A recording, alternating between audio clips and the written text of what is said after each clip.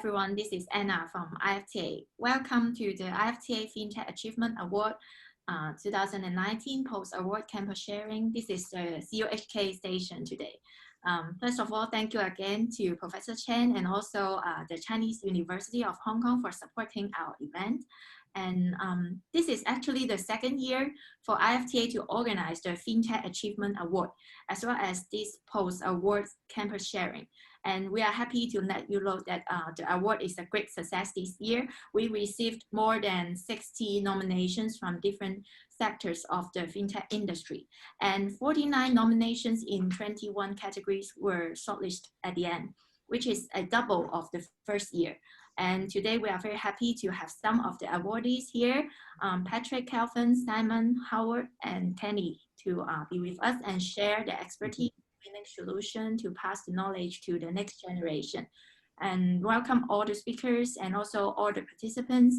And if you have any questions during the webinar, you may type your question in the chat box or with the Q&A button. And then, so now I'll pass the time to our chairman, Mr. Paul Pong, to say a few words for us. Thank you, Anna. Good afternoon, Professor Chen, Patrick, Kelvin, Simon, Howard, and Kenny, all the participants. Welcome all of you to the post-award campus sharing webinar today. First of all, we would like to express our sincere thanks to the Chinese University of Hong Kong for supporting our event. And special thanks for the support from Professor C.K. Chen, as well as the Faculty of Engineering and CUHK Business School. As we all know, FinTech, short for financial technology, is one of the hottest topics in the world, as well as the industry that is first for talents. Indeed, I believe that FinTech will become the turbo of global financial development in the coming decades. Therefore, each of you has made the right choice in studying and working in this industry. There is the huge potential of FinTech in coming decades, even after the pandemic.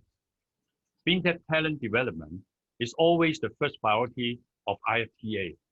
The history of IFTA began with the MOU signing for the licensing of the Certificate of Financial and Technology from UK in 2017. Since then, IFTA has become the first and only FinTech certification body in Asia. We have been striving to promote the certificate in finance and technology, as well as our professional destination. The Associate Financial Technologist, called AFT, Certified Financial Technology, called CFT, and Fellow Financial Technology.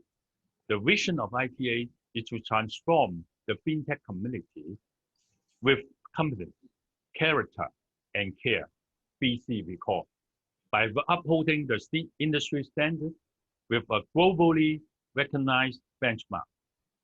The webinar today aims at recognizing the achievement of the award winners with all outperformance in the FinTech industry, as well as further promoting the FinTech community. We are very happy to have 3 awardees giving the sharing today. Thank you everyone for joining us after your work of the day. Your support is greatly appreciated, and it means a lot to us, especially CUHK is the first stop of our award winner campus tour this year. Thank you, and I look forward to meeting you in person soon. Thank you very much and enjoy the webinar. Thank you, Paul. So now I'll pass the time to Professor Chen to say a few words for us as well. Okay, thank you, Anna. So welcome to the IFTA Award Campus Tour at CUHK. So good afternoon, distinguished chairs, guests, winners of the IFTA Achievement Awards, and speakers, ladies and gentlemen. On behalf of the Faculty of Engineering, the Chinese University of Hong Kong, I'd like to welcome you to this big and really interesting campus tour event. I can't emphasize more about the importance of FinTech in the business sector and also which impact our daily lives. The way FinTech changes convenience and efficiency in financial services is certainly causing disruption and bringing a revolution in many aspects of our lives. The Hong Kong government actually is also putting a lot of effort to support our development with the aim to uphold our position of Hong Kong as the international financial center. Right. Through the adoption of data-oriented and smart technology, fintech innovation really opened up a new era of financial digitization, which drives up the demand for fintech talents in Hong Kong and the Greater Bay Area. So to respond to this demand, the engineering faculty of the Chinese University of Hong Kong started the fintech undergraduate program 3 years ago, followed by the recent launch of our first batch of Master of Science in fintech, which are graduating this summer, just right now. So you can see a batch of around 46 graduates coming into the fintech market, hopefully helping us to push all the great initiatives that we have in the industry. So this is a combination of theory and practice, and a great emphasis on hands-on experience and industrial training. Our program aims to nurture the next generation of fintech professionals who are technologically sound and business savvy, and who can offer innovative solutions to finance-related industries. We are now gathering here this evening with industry leaders and fintech entrepreneurs. In the next 2 hours, I think the speakers are going to share their valuable success stories and unique insight experience with the audience here. This occasion allows us to make new friends and make connections as well, although in an online and virtual manner for this year. Right? The Faculty of Engineering is honored to host this Achievement Award Campus Tour, first one, and really provide a platform for our professional exchanges. So may I wish the event a very big success, and all of you a pleasant evening. Thank you very much. Yeah. Thank you, Professor Chen. So let's move on to the awardee sharing part. First of all, let's have Mr. Patrick Fan, CEO and Chief API Officer of beNovelty Limited. And beNovelty is actually the award-winning company of cloud computing category. And Patrick will talk about the introduction to open API and trends today. So let me pass the time to Patrick. Thank you. Okay, thanks, Anna. So is my voice loud and clear? So is it okay? Yes. Okay, so I think I want to share the slide, but I may need to have the access. So Anna, maybe you can pass me. Yeah, I think it's okay. Okay, got it. So okay, so can you see my screen here? Yes. Okay, good. So thanks for the invitation from IFTA and also CUHK. So we are very glad that we are one of the winner of the IFTA FinTech Achievement Award, and we are the Cloud Computing Platinum Award winner. So today we would like to talk about the open API infrastructure and trend. For beNovelty, I would like to have a very quick highlight what we are doing. So we are one of the award-winning company mainly focused on the API platform technologies. So we are helping enterprise or even some companies to set up their own API platform. And we are also building a cloud-based API platform so that some of the company do not need to reinvent their own infrastructure and then do their API business straight after. And we are not only serving some small, medium-sized company, but also our client includes some company like banks, insurance, and F&B group, etc. And we are working very hard to build a Hong Kong API community. And we are one of the organizers of the largest API conference in Hong Kong, which is happening in October. So what our company is doing is we focus on the end-to-end of the API business. So our company is only doing API business, ranging from the advisory, design the API as supported, how to better manage the APIs internally or externally, and even help maybe the banks or enterprise to adopt and promote their API to different, we say the TSP, which is talking about the third-party service provider to consume the APIs. And our major platform is talking about Open API Hub, which is our primary flagship platform, which is a cloud-based API platform to serve different technology partners. So I would like to share about some of the trends and observations that we got. If you are technical background, so you may have questions. Oh, Patrick, I was doing API 10 years ago, etc. So what is the differences? So in the past 5 years, actually the definition on the or the understanding of API is quite different. And there's a why it's talking about the open API concept. So in the screen, we extract the Google Search Console. This is exactly what happening in 2015. You can see the awareness of open API is ramping up exponentially in the past 5 years. So there should be something happening. So this is why we are having some specific research and how to address specific product issue. And in summary, we will say in the modern API technology and era, API is just like a Lego box. So nowadays, not many companies will build everything their own. In the past, maybe we have a giant company like a bank, we build all the applications themselves. But now you may assemble different services. For example, SMS services, you will not doing your own SMS infrastructure. You will consume the SMS services, or in the payment, you may use PayPal, Stripe, etc. So in the past few years, digital business try to assemble different API Lego blocks to build their scalable business. And API management is one of the key areas to help to address this issue. And especially in fintech area, because this is a regulated industry, we have some specific concern talking about whether the API is safe, whether the connection is secure, and having a high availability. So there's so many different requirements that we need to ensure to have a bank or fintech ready API infrastructures. We can also see some catalysts talking about the open API business, why it's ramping up so crazily in the past 5 years. And especially for Hong Kong, it will be, I would say the awareness is happening in 2018 when Hong Kong MAs is sharing about their open API framework. So it start getting more awareness in Hong Kong.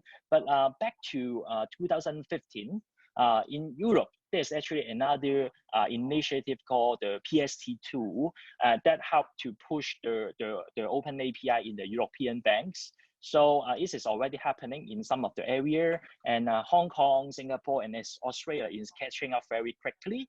And if you have checked some of the news, so Singapore and Hong Kong is more or less in a similar progress, and also Australia is doing some major open API collaboration with their 4 major banks in Australia. So one of the catalysts that we can see is talking about the regulatory push, of course. So if there's a regulatory push, you need to do that. You must do that. So this is, of course, one of the trends, but this is a very passive initiative.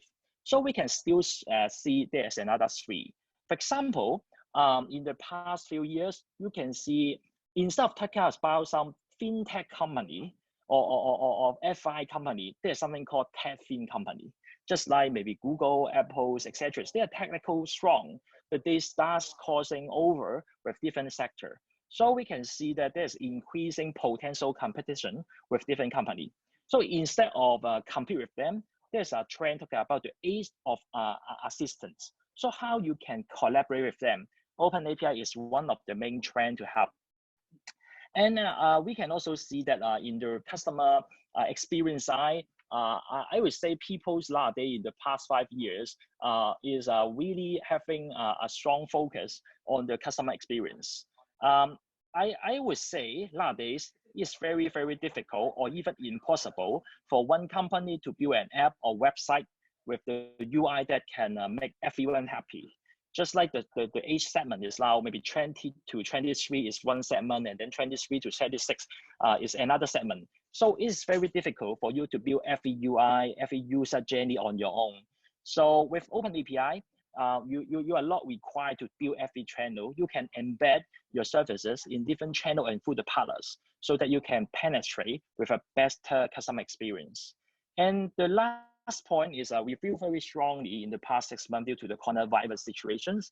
In the past 2 years, when we are talking about API, people told me that even the enterprise, they said, oh, API is the future, but may not be a must at this moment. But in the past 6 months, we got a lot of inquiry telling us that, oh, Patrick, our original channel is no longer working. We cannot really collect money physically. So we have a lot of API integration across business to help to survive. So this is the fourth channel that we can see is a digital channel is now a must to everyone. So we can see this kind of motivation and then pushing the open API business forward. Okay, so I would also like to share another concept which I really like talking about the banks 4.0. This is our very famous slogan here. It's talking about banking everywhere and never have bank. It's talking about you are consuming the banking service, but you don't need to go to the bank's branch. And there's another, when I talk to one of my mentors that I respect a lot, and he even add one more sentence, is talking about not even in the banking mobile app. So in the past 10 years, we can see there's so many different banking mobile app. You need to download the bank's app and then try to do the FPS, try to do a transfer, but this is not really up to that user experience standard. So when you are talking about banking 4.0, you may consider whether some of the bank services or API can really embed to different contextual banking situations. Just like, okay, if you are trying to buy a car and then you need to buy the car insurance, can it happen all in a smooth journey? So this is something that I would like to share. And then this is also exactly how the open banking or open API can help to address. So what exactly is the open banking? We will say this is talking about a banking trend to leverage different API. It may be too technical, but you can emerge. This is an interface, a standard interface that to help different kind of users to consume the bank services in multiple platforms in order to enhance the customer experience, to generate more revenue from different streams that may not be happening in the existing banks, or even build up some new business model that we can see and heard talking about the banking as a service. So some of the banks, they provide the capability to different banks and then monetize that. So it is creating a new service model here. Oh, and here I would like to share about different persona when we are talking about the open banking. So of course, the banks is the one provide the API, but I would say some of the banks, they also want to consume APIs. It may sound interesting, but yes, but because banks also want to exchange different kind of information across them. And there's another concept is very important that I will keep repeating, is talking about the TSP, which is the third-party service provider or third-party developers. In the other region, it may talk about the trusted third party, it is talking about TTP. So it may be some fintech company, other banks, or existing company that may not be fintech scenario. We have some live cases that we help some education technology company to consume the bank services. So the education technology company is not fintech, but they are using fintech for innovations. They are also one of the TSP. And this is the direct API consumer. But talking about the indirect API consumer that you may benefit from them, you may not be aware of that. This is now also happening, just like it may be some personal issue like individual like you, and you may use some of the API from the banks for your better wealth management, how to check the information across bank. Talking about SME or corporate, this is talking about the SME automations. Just like in the past few months, it is a really challenging time for SME. They don't have enough people, and then they need to they cannot really reach out their office. So how can they ensure their daily operation can automate with bank, just like the reconciliation, etc. This is another thing that is actually happening. This is another diagram I'd like to share when, for every of my open API sharing. This is conducted by EY. Because when we are talking about open banking, many people will say, okay, UK is very good.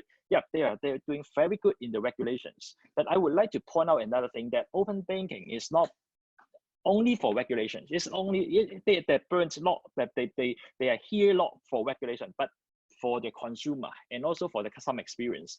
So this is a PTO study, but I want to highlight that although UK is doing very good in regulations, but talking about the customers' trust, etc., they are not really too high, and they are still improving with the PSD2. They're still revisiting how to do it better and better. When talking about in China, although they do not have a very strong regulation concept previously, but they are really injecting API in different scenarios. They are really having a very strong trust. And then what we can see is that the lead payer here, they are actually trying to increasing their customer trust. So they are going up here. And then for the mainland China, they are trying to improve their regulations. And Hong Kong was pretty much here. So this is a very interesting area. We need to balance the customer experience and also the regulations. And this is also a very common topics. When we are working with different leading banks in Hong Kong, they are also having an interesting discussion. Oh, Patrick, so we really want to do innovations, but how can we ensure that we are safe? How can we ensure that this is risk-free, etc.? So this is this is not only a actually right or wrong answer, but try to balance that, and you need to learn from the experience. Okay, so I try to come back to the Hong Kong. What is happening in the past 2 years, just in case some of the audience may not be very familiar with the context. So in back to 2018, Hong Kong MA is doing the four-phase approach for the open banking scenario. We are already finished phase 2, I think. In the phase 1 is talking about in the beginning of January, they provide some basic product information, etc., so that people can connect to API to get that. But of course, it's not a full list of product information. The banks is still trying to release some of the information batch by batch. And then in phase 2, is a little bit interesting. So you can make the application, you can make the loan application for the online scenario. So early this year, you may heard that some of the banks can do the corporate account opening through API from the corp service firm. And this is that it was delivered back to end of the 2019. And this is mainly talking about the retail banking side. But under the hook, commercial banking is also doing some similar innovations, although it is not part of the framework yet, but there's something happening, especially also with our partnership bank. And go to the phase 3 and 4. This is the major, I would say, the major backbone of the open banking as the most important and interesting point. There are not really there's as far as I know, there's another consultancy that MA is now doing, and then maybe by the end of this year, early next years, there will be a set of technical standard publishing, and then the banks can actually follow and push it forward. But talking about phase 3 and 4, people or TSP can access the account information maybe through individual or corporate with suitable consensus. And then they can do more aggregation across these different banks, or even do the automations. And the fourth one is, of course, the transaction and payment.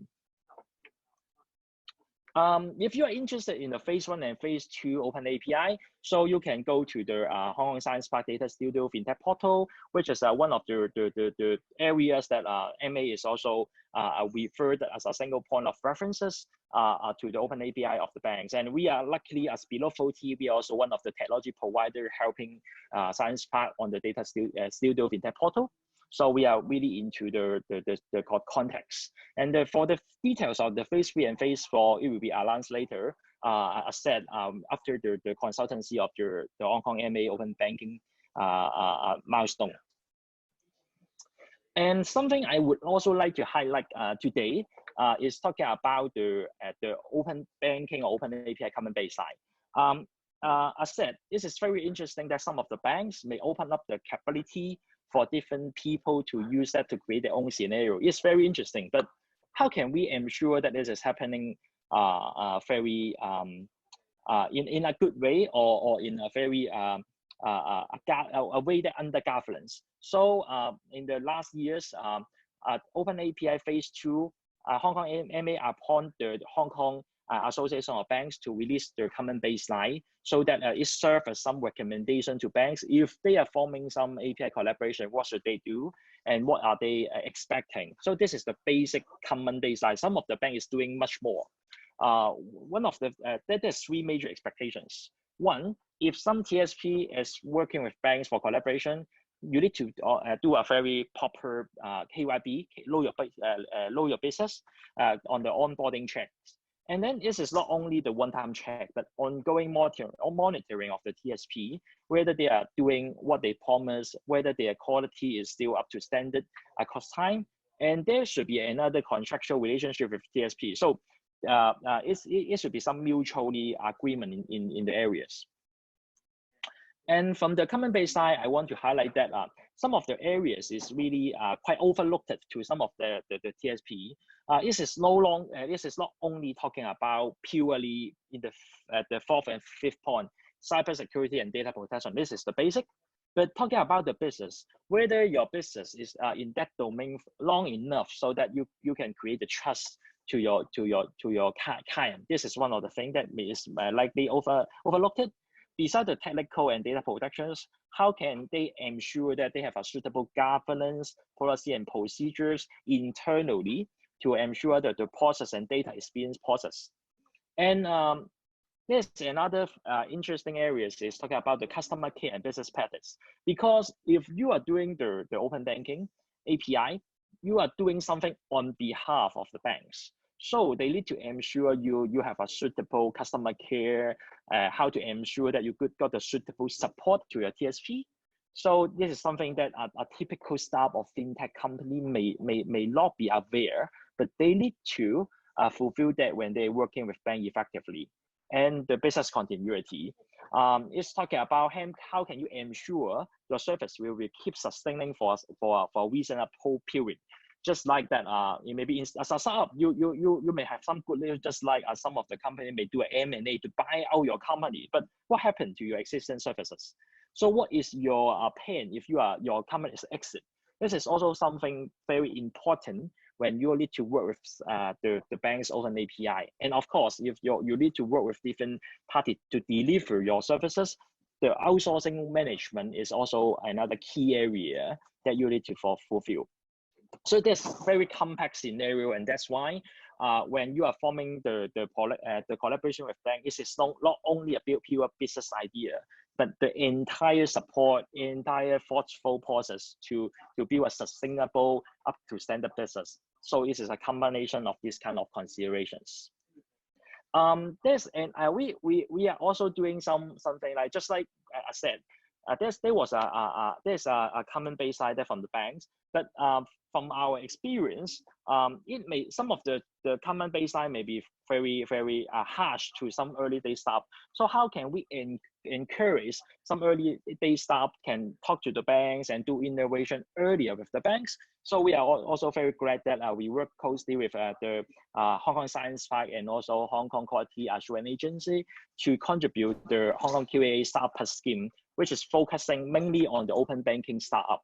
So this can serve as one of the tickets that you can demonstrate to the banks that you are well prepared on your business to the open banking. So there's a features article that we got the scheme information and interview with MA, Science Park, and even myself, how to talk about the scheme formations and how it can help us to work with banks. So if you're interested, you can download the entire features article here to understand more. And if you want to run a startup, we highly recommend that you can also check this scheme. This is run by the Hong Kong Quality Assurance Agency, which is an independent bodies that can help you to do the registrations. Okay, so I talk quite a lot of some background thing and also what's happening in the open API. So there's three major API use cases I can consider that that can help the open banking side. So one is if you are doing the API, you actually create some new channels. So if you can see these are banks, and then you can open the open API endpoints to different kind of app, website, etc. So this is a very trivial scenario that maybe, okay, we can consume the bank's payment service, just like we are now partnering with one of the leading banks to help to penetrate the FPS, the faster payment system API to different less tech-savvy company to help them to adopt very quickly. And talking about some HR system and HR company, so we are doing some automation payroll services with the bank and NPF, etc. And we also mentioned a bit. So if you are doing a new business, you need to open up the account and you need to submit a lot of information.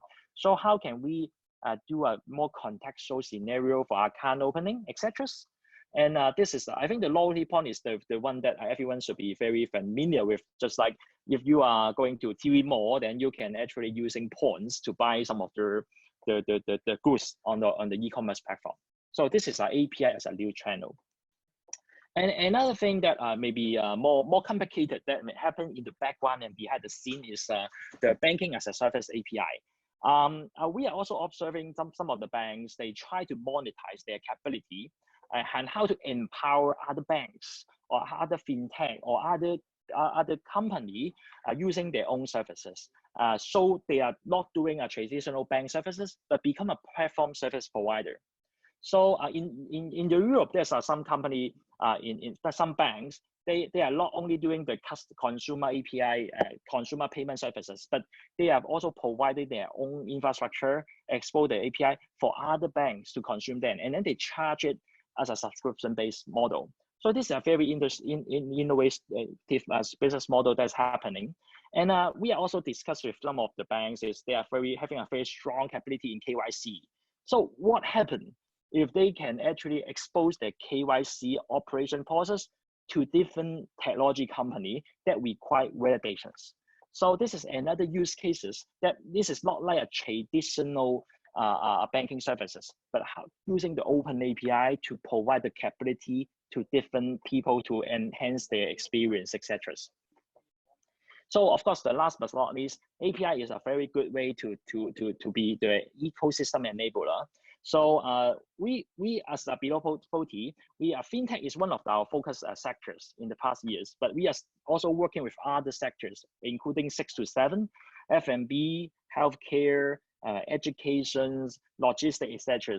So we build the ecosystem with API. So banks provide their services maybe to the education company to get the cash, and maybe they some of the insurance company they are using API to help them to purchase or penetrate the cyber security insurance, etc. So API is a very good tool to build your own ecosystem and then make the entire solution and portfolio stronger and stronger. Okay, so based on our experience, and this is also conclude some of the research that in retail banking and corporate banking, there's a different kind of API which is really popular nowadays. So I will not walk through this today, but if you are interested, we can actually track more offline, and we can see a very high potential in corporate banking recently, especially in Hong Kong. Okay, so I share about the trend, and I would like to take maybe the last few minutes to conclude what exactly we are doing as a beNovelty, the cloud computing company. So I share about a lot of challenges. So when the banks or enterprise, they try to run the API business, there's 3 major challenges. One, okay, doing an API platform is not trivial. There's a lot of investment in money, build a team, time, etc. So how can they justify if the open API business is just in an early stage? And if we want to connect to the external parties, how can we ensure that the security and compliance is good enough? And then the first one is, okay, I got the API, yeah, but how can we ensure that we got a strong community or ecosystem to consume that? So we want to address the problem with our flagship platform, talking about the Open API Hub, so which is a B2B platform to help to do the managed API platform with the certifications and also a strong communities.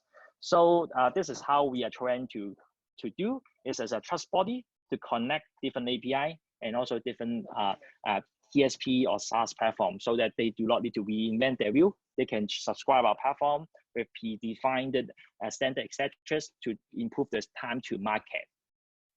So yep, and we also spend a lot of time talking about the quality and trust on the B2B business. So we do have some validation scheme on how to ensure the API company is really up to standard, just like we formed the regional partnership with Fund and Bridges and also Hong Kong QA to ensure that they are good quality, they are a proper company. We also proactively embrace the audit and also third-party cybersecurity auditing to ensure that we are doing everything in a correct manner. And our entire platform is embedded the global industry standard on the Open API. So this is a few cases that we are happening now, just like, okay, we help the banks to penetrate the API to different less tech-savvy company. Normally, you may need to take maybe 6 months to talk to the banks and finish the entire integration and compliance. But with our help, we can shorten the time, less than 3 to 4 weeks. We are also working with different cybersecurity insurance company to help to penetrate their offering to different context scenarios. Just like maybe IT vendor, there's something called TVP or DBIS recently. So they want to top up some of the cybersecurity insurance. We can do it in the context. And also one of the typical scenario that we work with many R&D companies that they are very good and build the AI algorithm. But they do not have the expertise to build the infrastructure. So we help them to host the API, and then we can penetrate to different cloud enterprise, including one of the cases, we help a healthcare startup company host the AI algorithm to connect to hospital, etc. So we are also doing something similar to banks. So one of the recent showcase is we are also very glad that we work with HSBC and Hong Kong Science Park to launch the API Booster platform. They are using our platform to land their future and current API more than 130. And then we are coaching 30 tech venture around the world to do the innovations. And then we are working closely to close to the ecosystem here. And hopefully we can help to shorten the gap and help more and more innovation happening. So if you're interested, you can also join us, and then we can do the innovation together.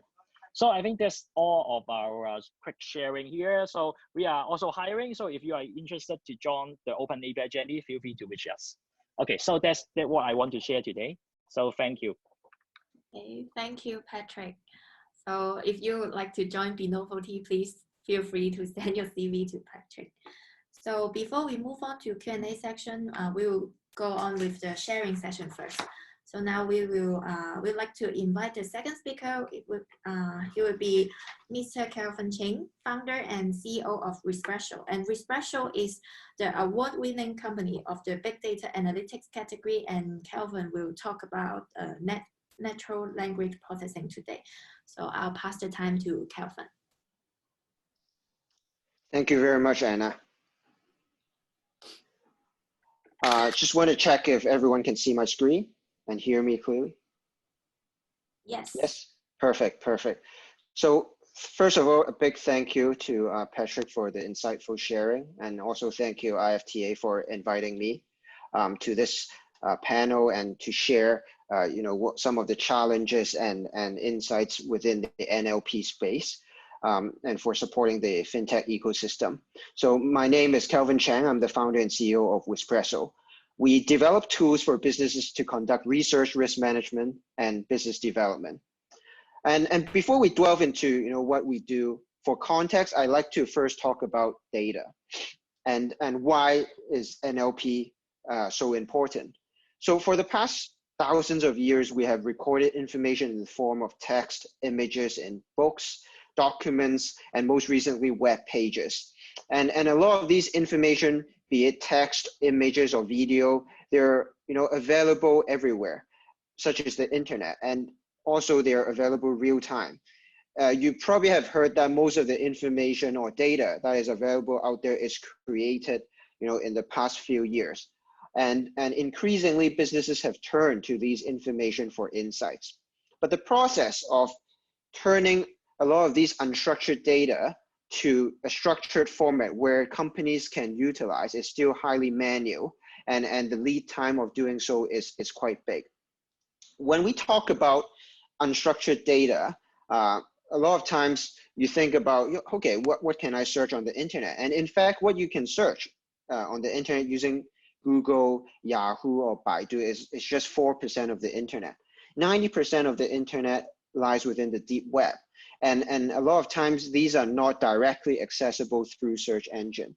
And within the deep web, if you look at the bigger picture, you have a ton of valuable but unstructured information. You hear a lot about big data and AI, but essentially firms are just looking for information that is more real-time, predictive, and innovative. And 90% of these information within the deep web is so complex and large that a lot of companies don't know how to harness them. So this is becoming increasingly a big pain point for the likes of financial institutions, law firms, or even corporates when they think about market intelligence. And to use them, right now the options are very limited. You have different market intelligence platform, which is actually quite expensive and charges a very high subscription rate. So what Wizpresso aims to do is to leverage on the latest NLP technology to harness these information.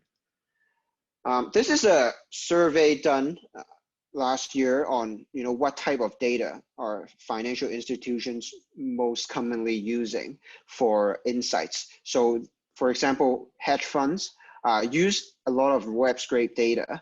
So things you could find on, say, e-commerce platform, it could be in a company repository or booking system. A lot of these information may provide insights into the performance of how certain companies are doing. You have other information that includes, payment information, credit cards, POS system that can give you an indication of, how well a certain business or market is doing.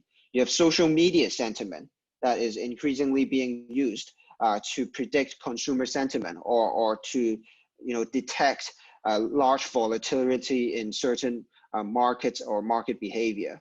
You even have energy production data that detects how much energy is being consumed. Are they consumed efficiently? And that predicts the economy.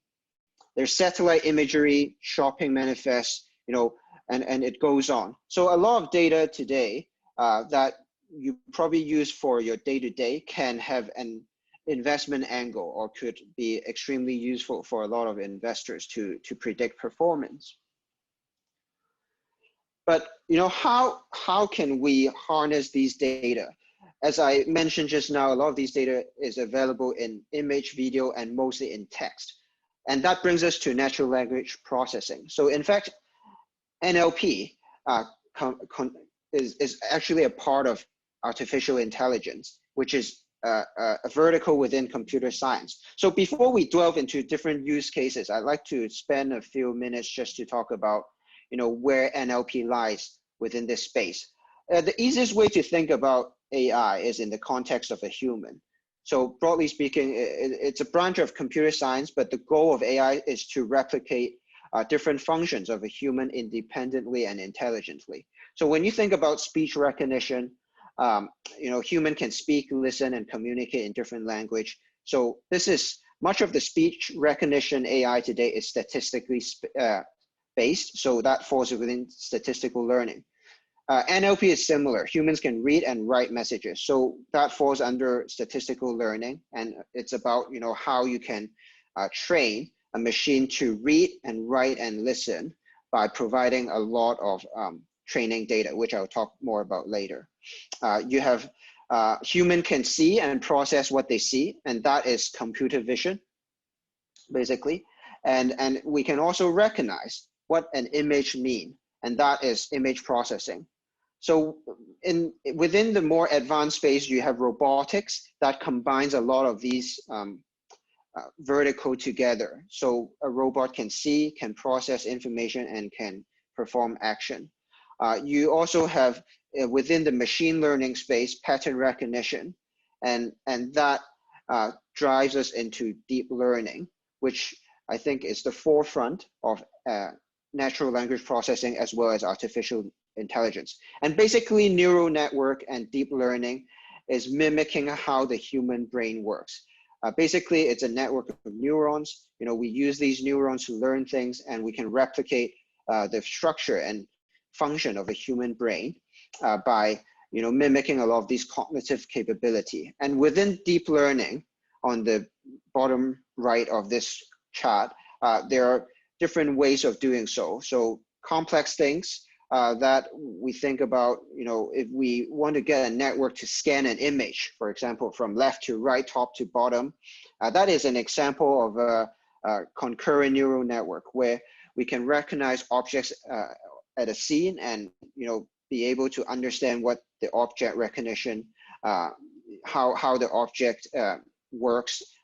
We can achieve that by doing training that with tons of imagery and video data. When we think about, for example, what we had for dinner last night, this is partly an example of a short-term memory. So that is recurrent neural network. So human can remember what, for example, what you wore yesterday, and that is just another example of, limited memory. So this all plays into the realm of NLP and AI. This sounds very technical, so let me give you a few quick examples for context. To train an AI, there's 3 ways essentially, and we often use these ways interchangeably within our space. So supervised learning essentially is about feeding lots of training data, and these data contains the answer for what you're trying to do.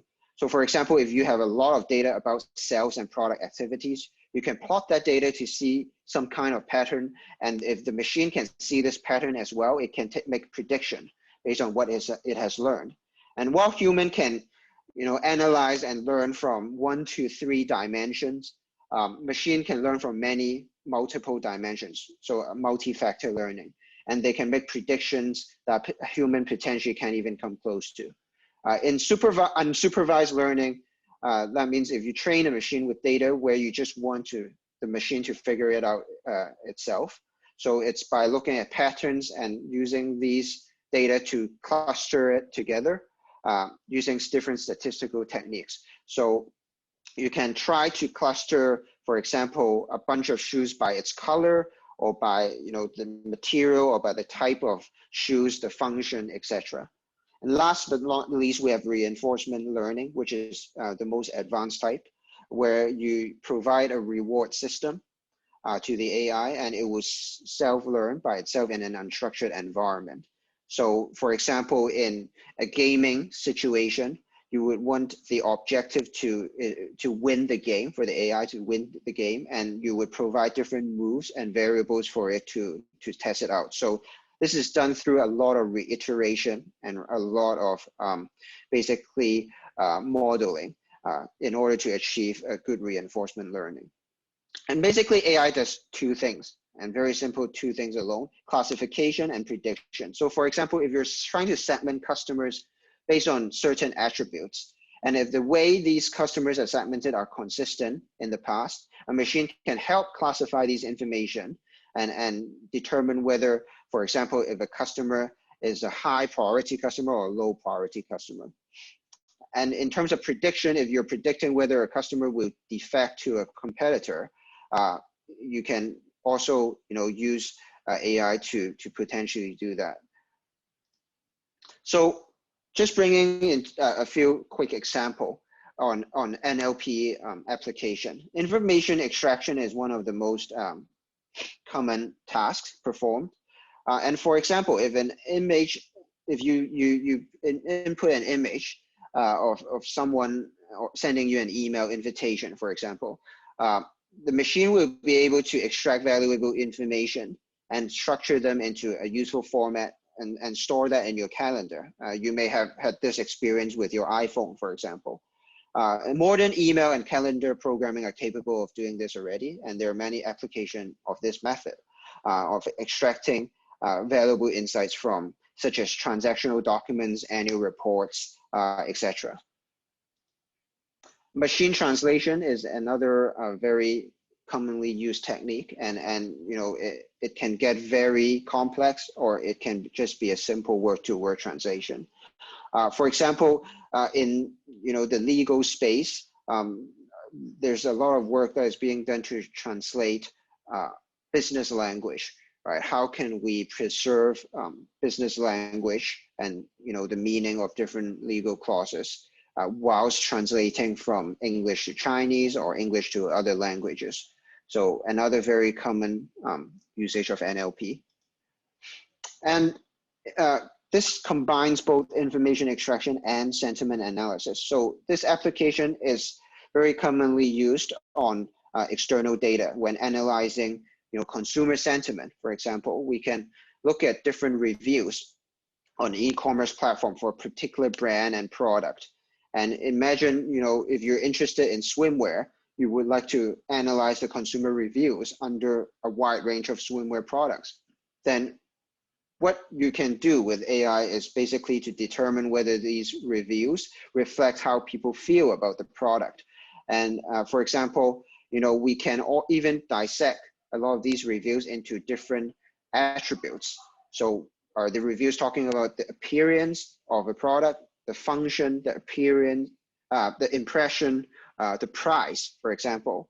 So once a lot of these are dissected, you can then plot it onto a scale and score different aspects, right? So for example, how does this brand pricing compares to another brand's pricing? And to do that, we look at the emotions within different consumer reviews.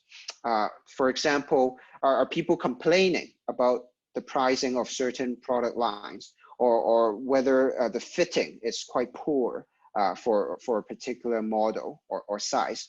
So this, breaks down unlimited opportunities in analyzing brands, analyzing, brand momentum, and potentially you can roll this up back to the company level to predict company performance. So when we look at the grand scheme of NLP today, we can sort of cluster different application into different difficulties. Within the easy space, you probably have spam detection in your email. That is actually quite straightforward application of NLP. You also have part of speech tagging, which is how can we break down a sentence into different pronouns, nouns, adjective, word, verbs, etc. You have named entity recognition, which is slightly more advanced, and sometimes we use an advanced version of this to digest management discussion. So what are a piece of transcript or what are management talking about? Can we identify certain key parties or location for a particular deal, for example? In the middle, you have the harder stuff, basically. You have sentiment analysis, which I just talked about. How can we use this and apply it on brands, on different reviews? Doesn't have to be apparel. It could be on cars. It could be on other sort of products, right? And then you have, co-reference resolution, which is about, how we can link different entities and know what the machine is referring to. So for example, aunt told mom she should rest. In this sentence, she is referring to mom. So how can we bring this to a transactional scenario where, company A has purchased company B and, it is performing very well. So what is it referring to? Word sense and disambiguity is about, understanding different words in different contexts. So the word driver can have different meaning. By itself, it means a person driving a car. Economic driver means a driving force of an economy. Or, a CD driver, that means, a software that is run on your PC to ensure a piece of hardware is working properly. So how can we put words into context? And then you have, machine translation, parsing, and information extraction, which is all being used today to analyze different textual information.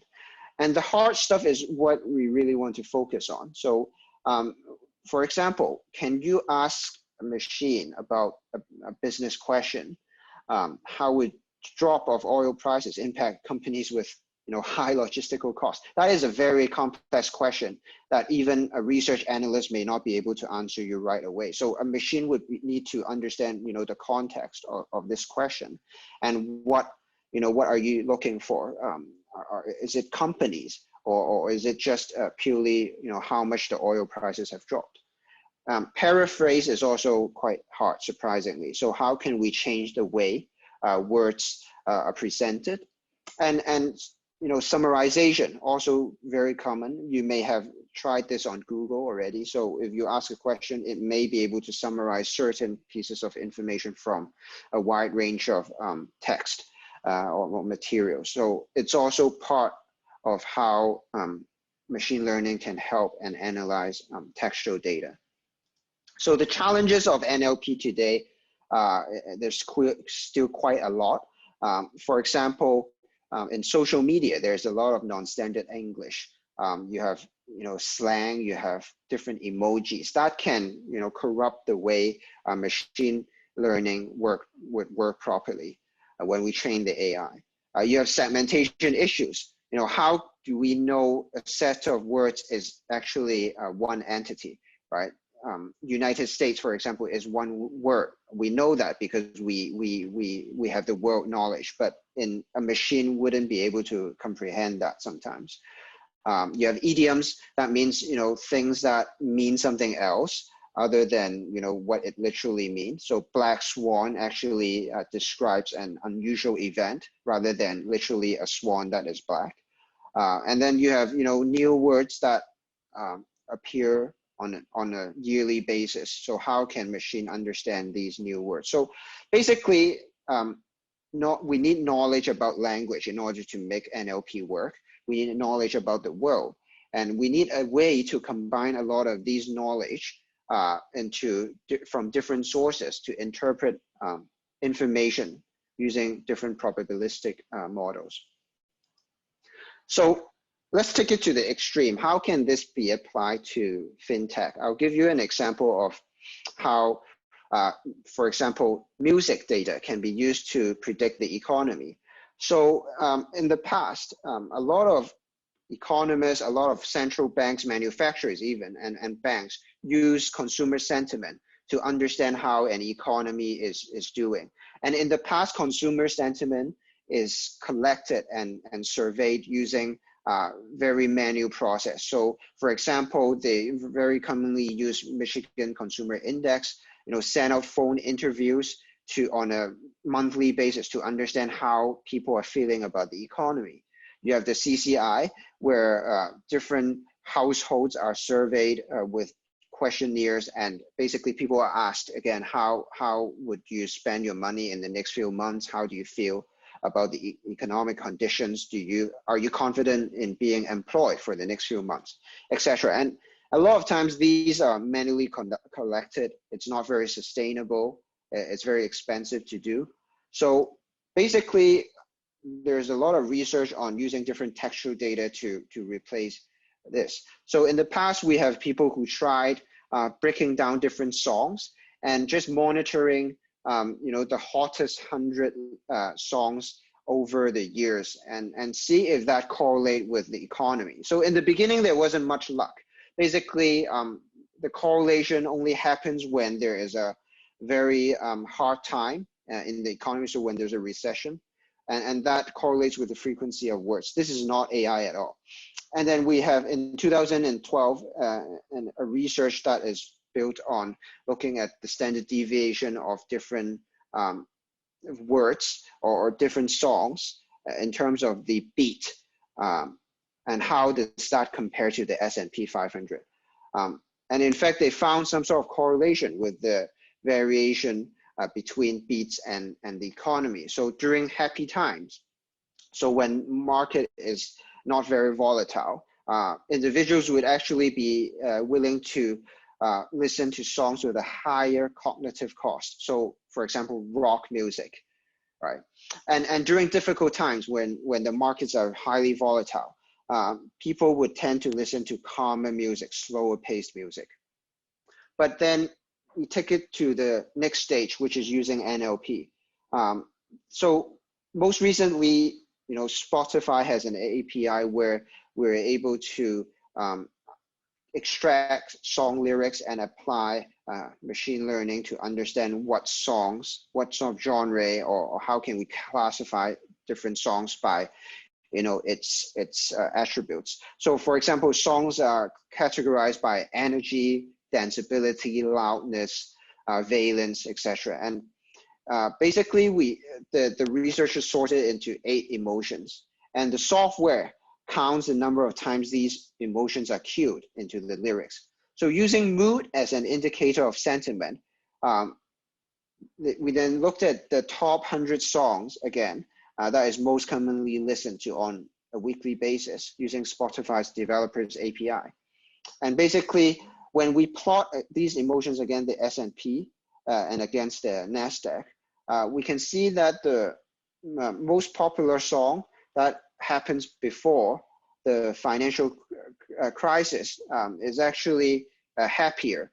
And basically right before the market crashed, the study found that a lot of songs are labeled with anticipation, with disgust, with sadness, with fear and anger. And that peaked when, in 2008 and 9, when the markets begun to fall. So they found that every increase in 1% in anticipation of songs actually correspond to a drop in the market. And an increase in joy of the song would push the market higher.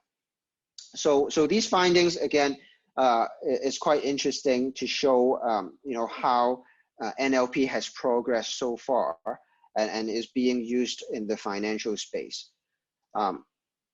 We found that 80% of financial institutions want greater access to analyze a lot of what we call alternative data, but less than 20% have managed to do so. And that, mainly because a lot of corporates don't have an in-house data science team to address this. So let's take a look at a specific example of one of our clients. So Credit Suisse, one of our clients, actually track online shopping behavior for research. And they have analysts just spending hours per day just going through different e-commerce platforms and putting different prices into their model and understand the product information, etc. And this is very tedious, time-consuming, and expensive, and not very sustainable. So essentially, what we've done is we help them tackle this problem directly. We've built a technology that, very similar to Google, can crawl through the web and basically index important information and extract these information and put them into a research context. So, for example, we've collected over 150 million data points just for this specific use case from different e-commerce platforms. And we then applied machine learning to cleanse and cluster these data to provide real-time analytics. For example, if you look at the very short animation here, you can find insights that talks about product variety, pricing, positioning, and distribution of different products. We can even understand what consumers are feeling about certain products. So that brings us back to the consumer sentiment space. This not only replaced the hours of work that analysts do every day and was able to drive more robust insights from more data sources. This doesn't stop here. Basically, we've taken the technology to an additional step where we've built a self-managed search engine, very similar to Google, but this Google is built for financial analysts. This enables different researchers to find and extract relevant information from a wide range of unstructured data themselves and empower them in using a lot of these NLP tools. And users basically can annotate important content and share and revisit them in the future. Our technology also enables users to extract key figures from documents and summarize them in different data series. And users can drill into the aggregated data and trace back to the original source for fact checking, which is one of our biggest feature. So we've invested heavily in our R&D. Our platform combines cloud computing and on-premise infrastructure.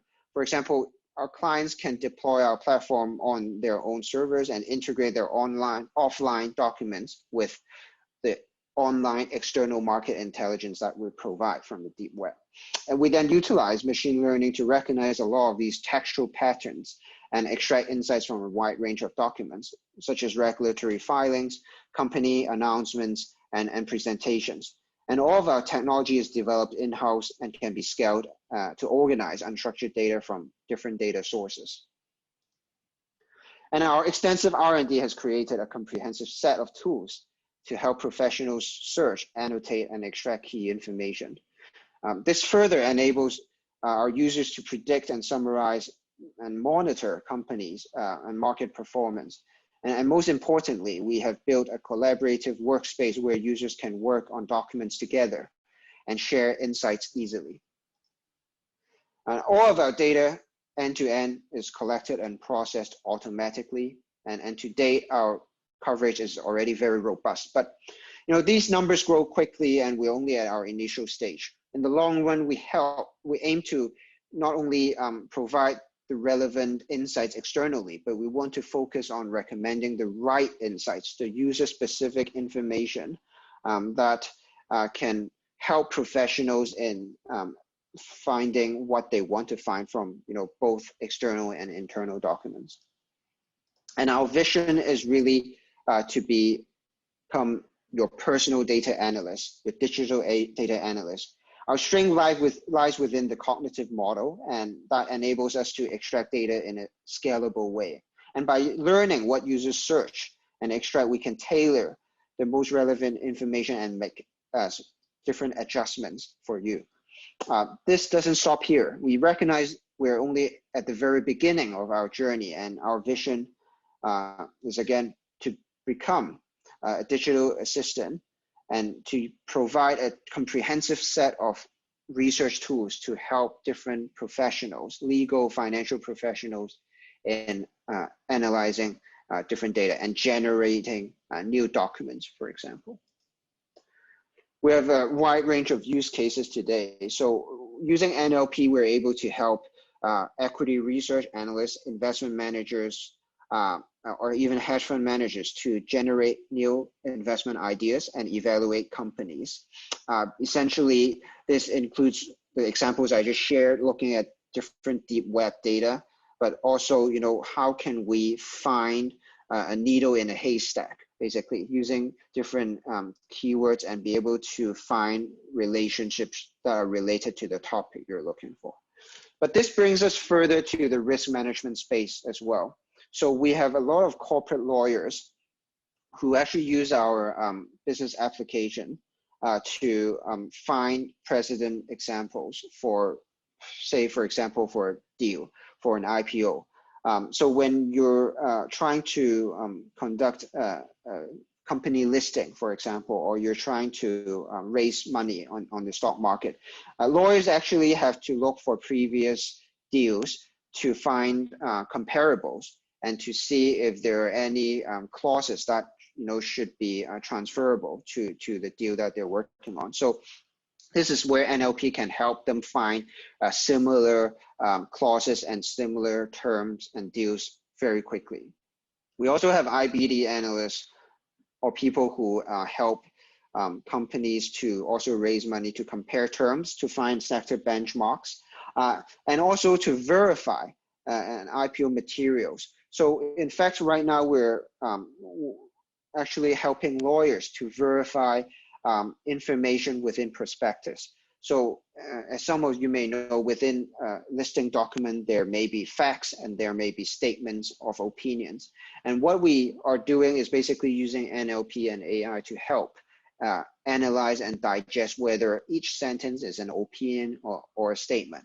And where it is an opinion, basically there are different steps we can do to verify that information. And if it's a fact, we can also look online, look at the different data sources to find supporting information to verify it. And this is actually a big space that is largely, unchallenged. Today, a lot of lawyers still do this manually, using, even printouts and circling them and annotating them. And last but not least, we have RMs, sales, who likes to search more about their clients and understand how they can better serve their needs. So just want to summarize, I think NLP has a lot of different applications, specifically within the FinTech, RegTech space. We've been very fortunate to get a lot of traction in Hong Kong to support a lot of legal professionals and bankers in doing due diligence, business development, as well as research. And essentially, we apart from creating a large amount of data, our technology can be deployed onto a lot of different settings and help our clients manage their internal documents and workflow as well. So I'll just pause there, and maybe we can, thank you so much for having me here today. And if you have any questions, feel free to reach out to me directly. Thank you. Thank you, Kelvin, for your sharing about the NLP and also the service provided for Wizpresso. Okay, so let's move on to the third speaker today. We'll have Mr. Simon Au Yeung, Chief Operating Officer and Vice President of HashKey Digital Asset Group Limited. And Simon himself is the award winner of the FinTech Leader of the Year. And Simon will talk about the latest regulation impact to blockchain and digital asset industry today. So I'll pass the time to Simon.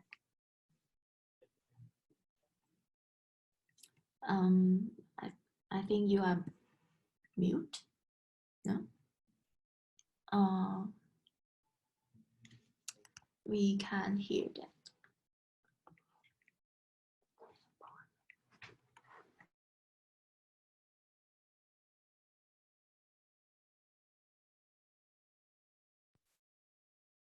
Can you hear me right now? Yeah, we can hear now. Oh, okay. Yeah, I'll remove the microphone and then it seems easier. Yeah, let me put it on. Thank you, Anna. And also thank you, IFTA, and then giving me a chance to speak over here and then also share with you all, the university students. And actually, I think I personally learned a lot from Kelvin and Patrick. And now we change into a very boring topic, and then which is the latest regulation about the blockchain and also the digital asset. Here is my agenda, and then I have like 7, and then excluding the Q&A, I have like 7 sections that I would like to share with you all. Basically, it's about the introduction, about myself, and then we can skip it. And then I would say this topic is ever changing, and therefore the material itself can be obsolete anytime in future.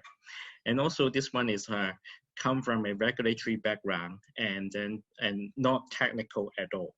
And then and also the last point is very important. You see, and then the topic is very dry, and I hope I can bore you to death. Yeah, let's see. And then the framework.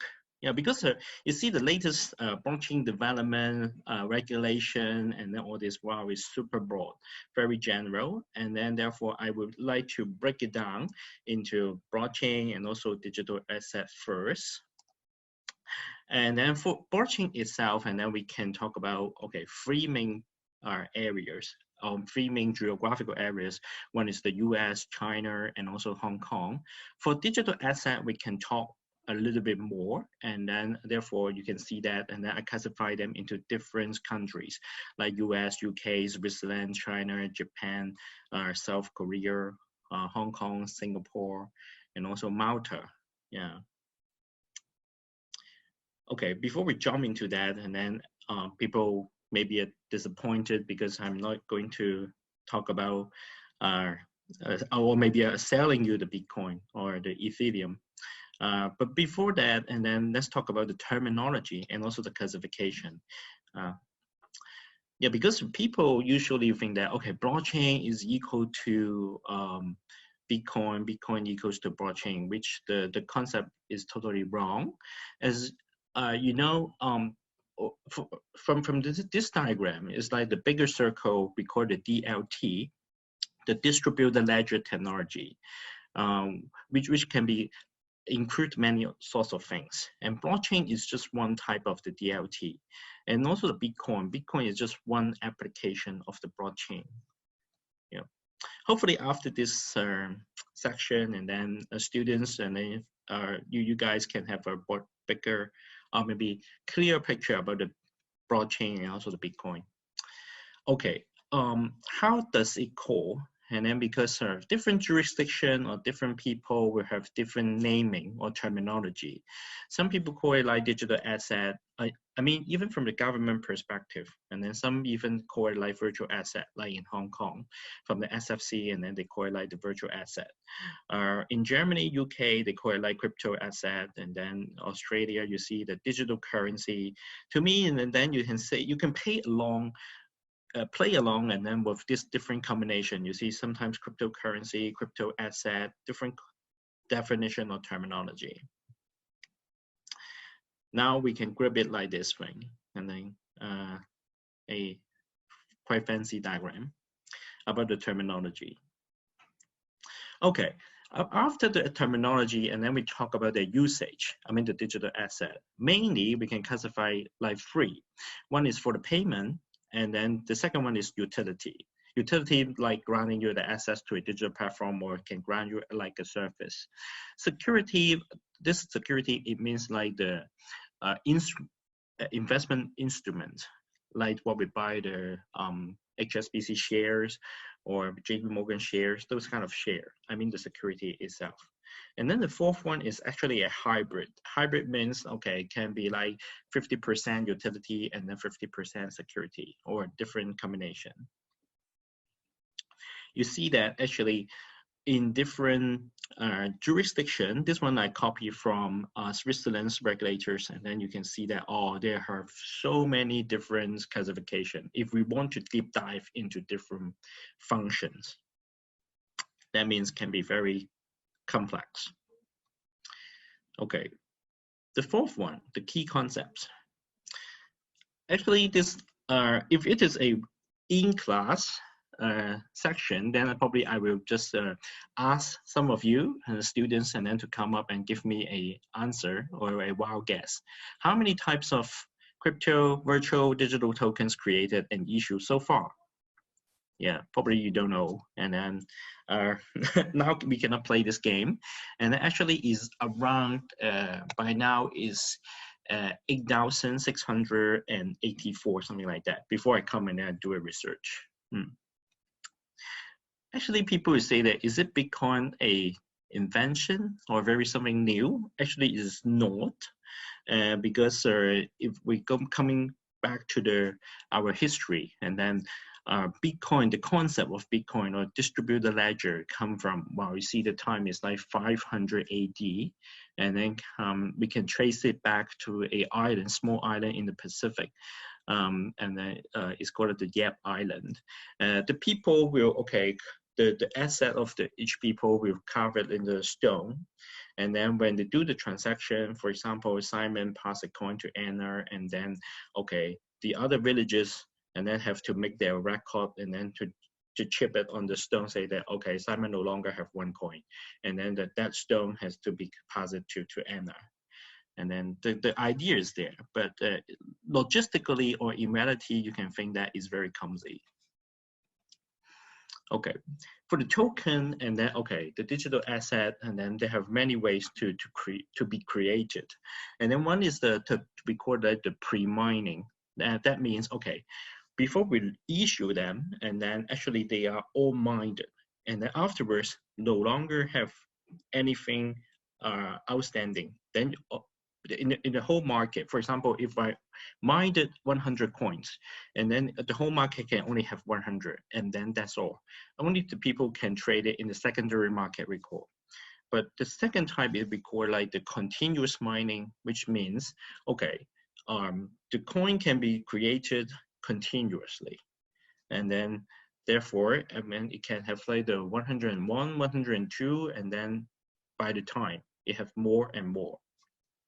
And also the third one is the hybrid. That means, okay, I can issue the first batch is like the pre-mined coins, like 100 coins. But say after every month, and then I can mine different coins. And then, for example, every month I can have 1 or 2 coins to be mined. These are the 3 major types of the token creation or the coin creation.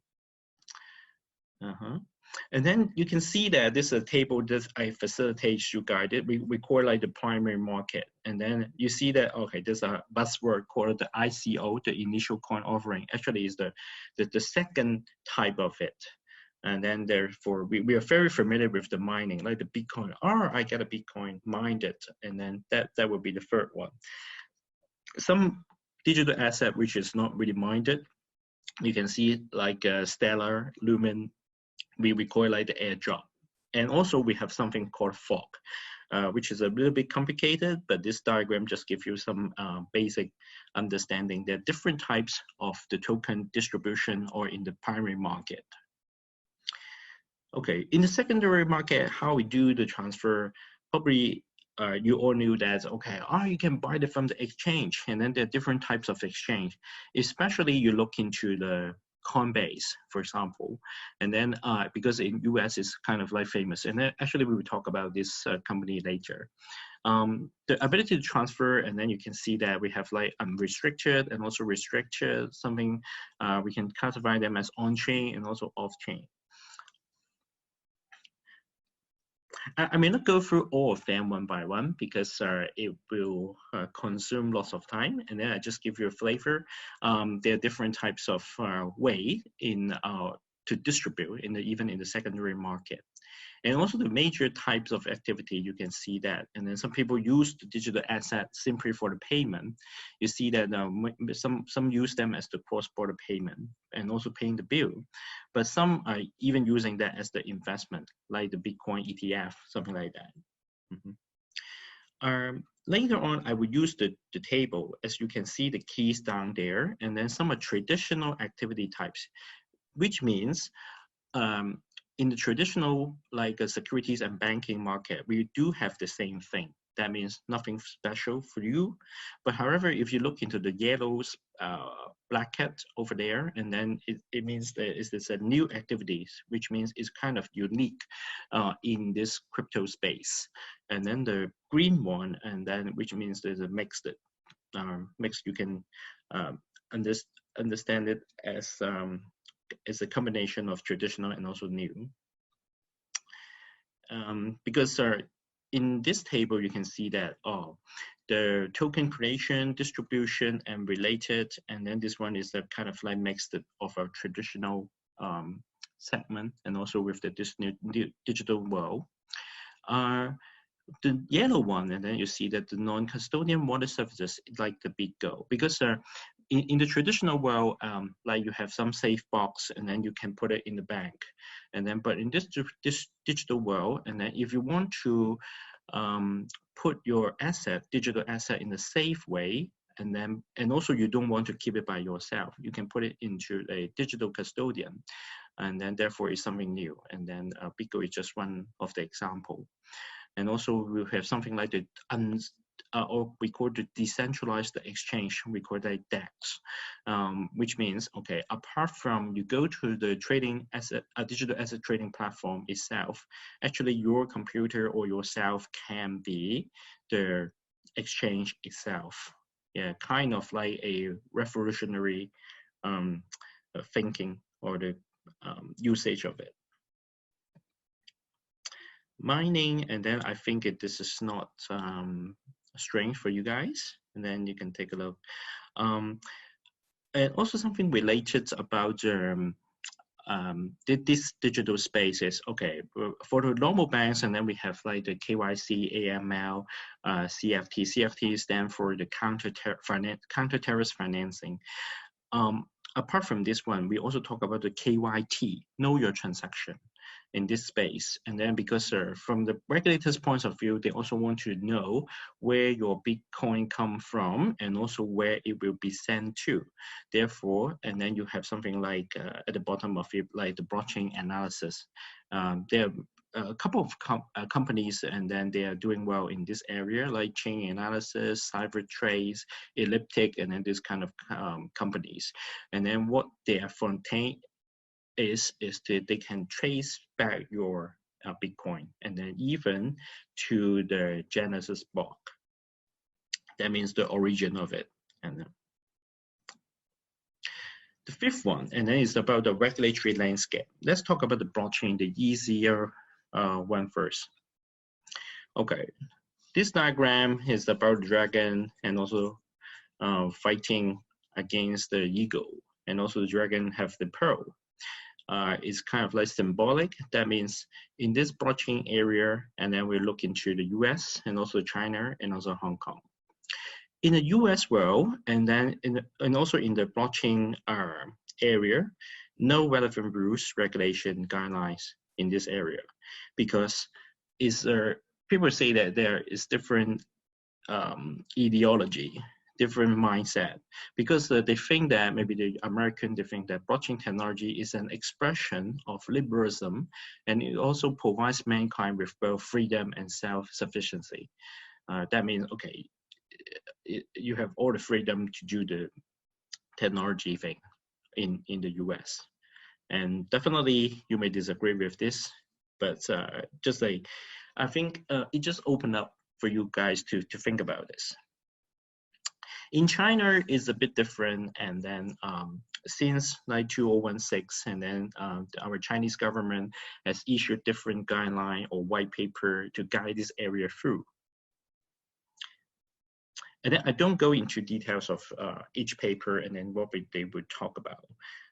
But you can see that, and then from time to time, and then our Chinese government have given out some much more information or the guidance of how they can do or they will do something in the blockchain in China.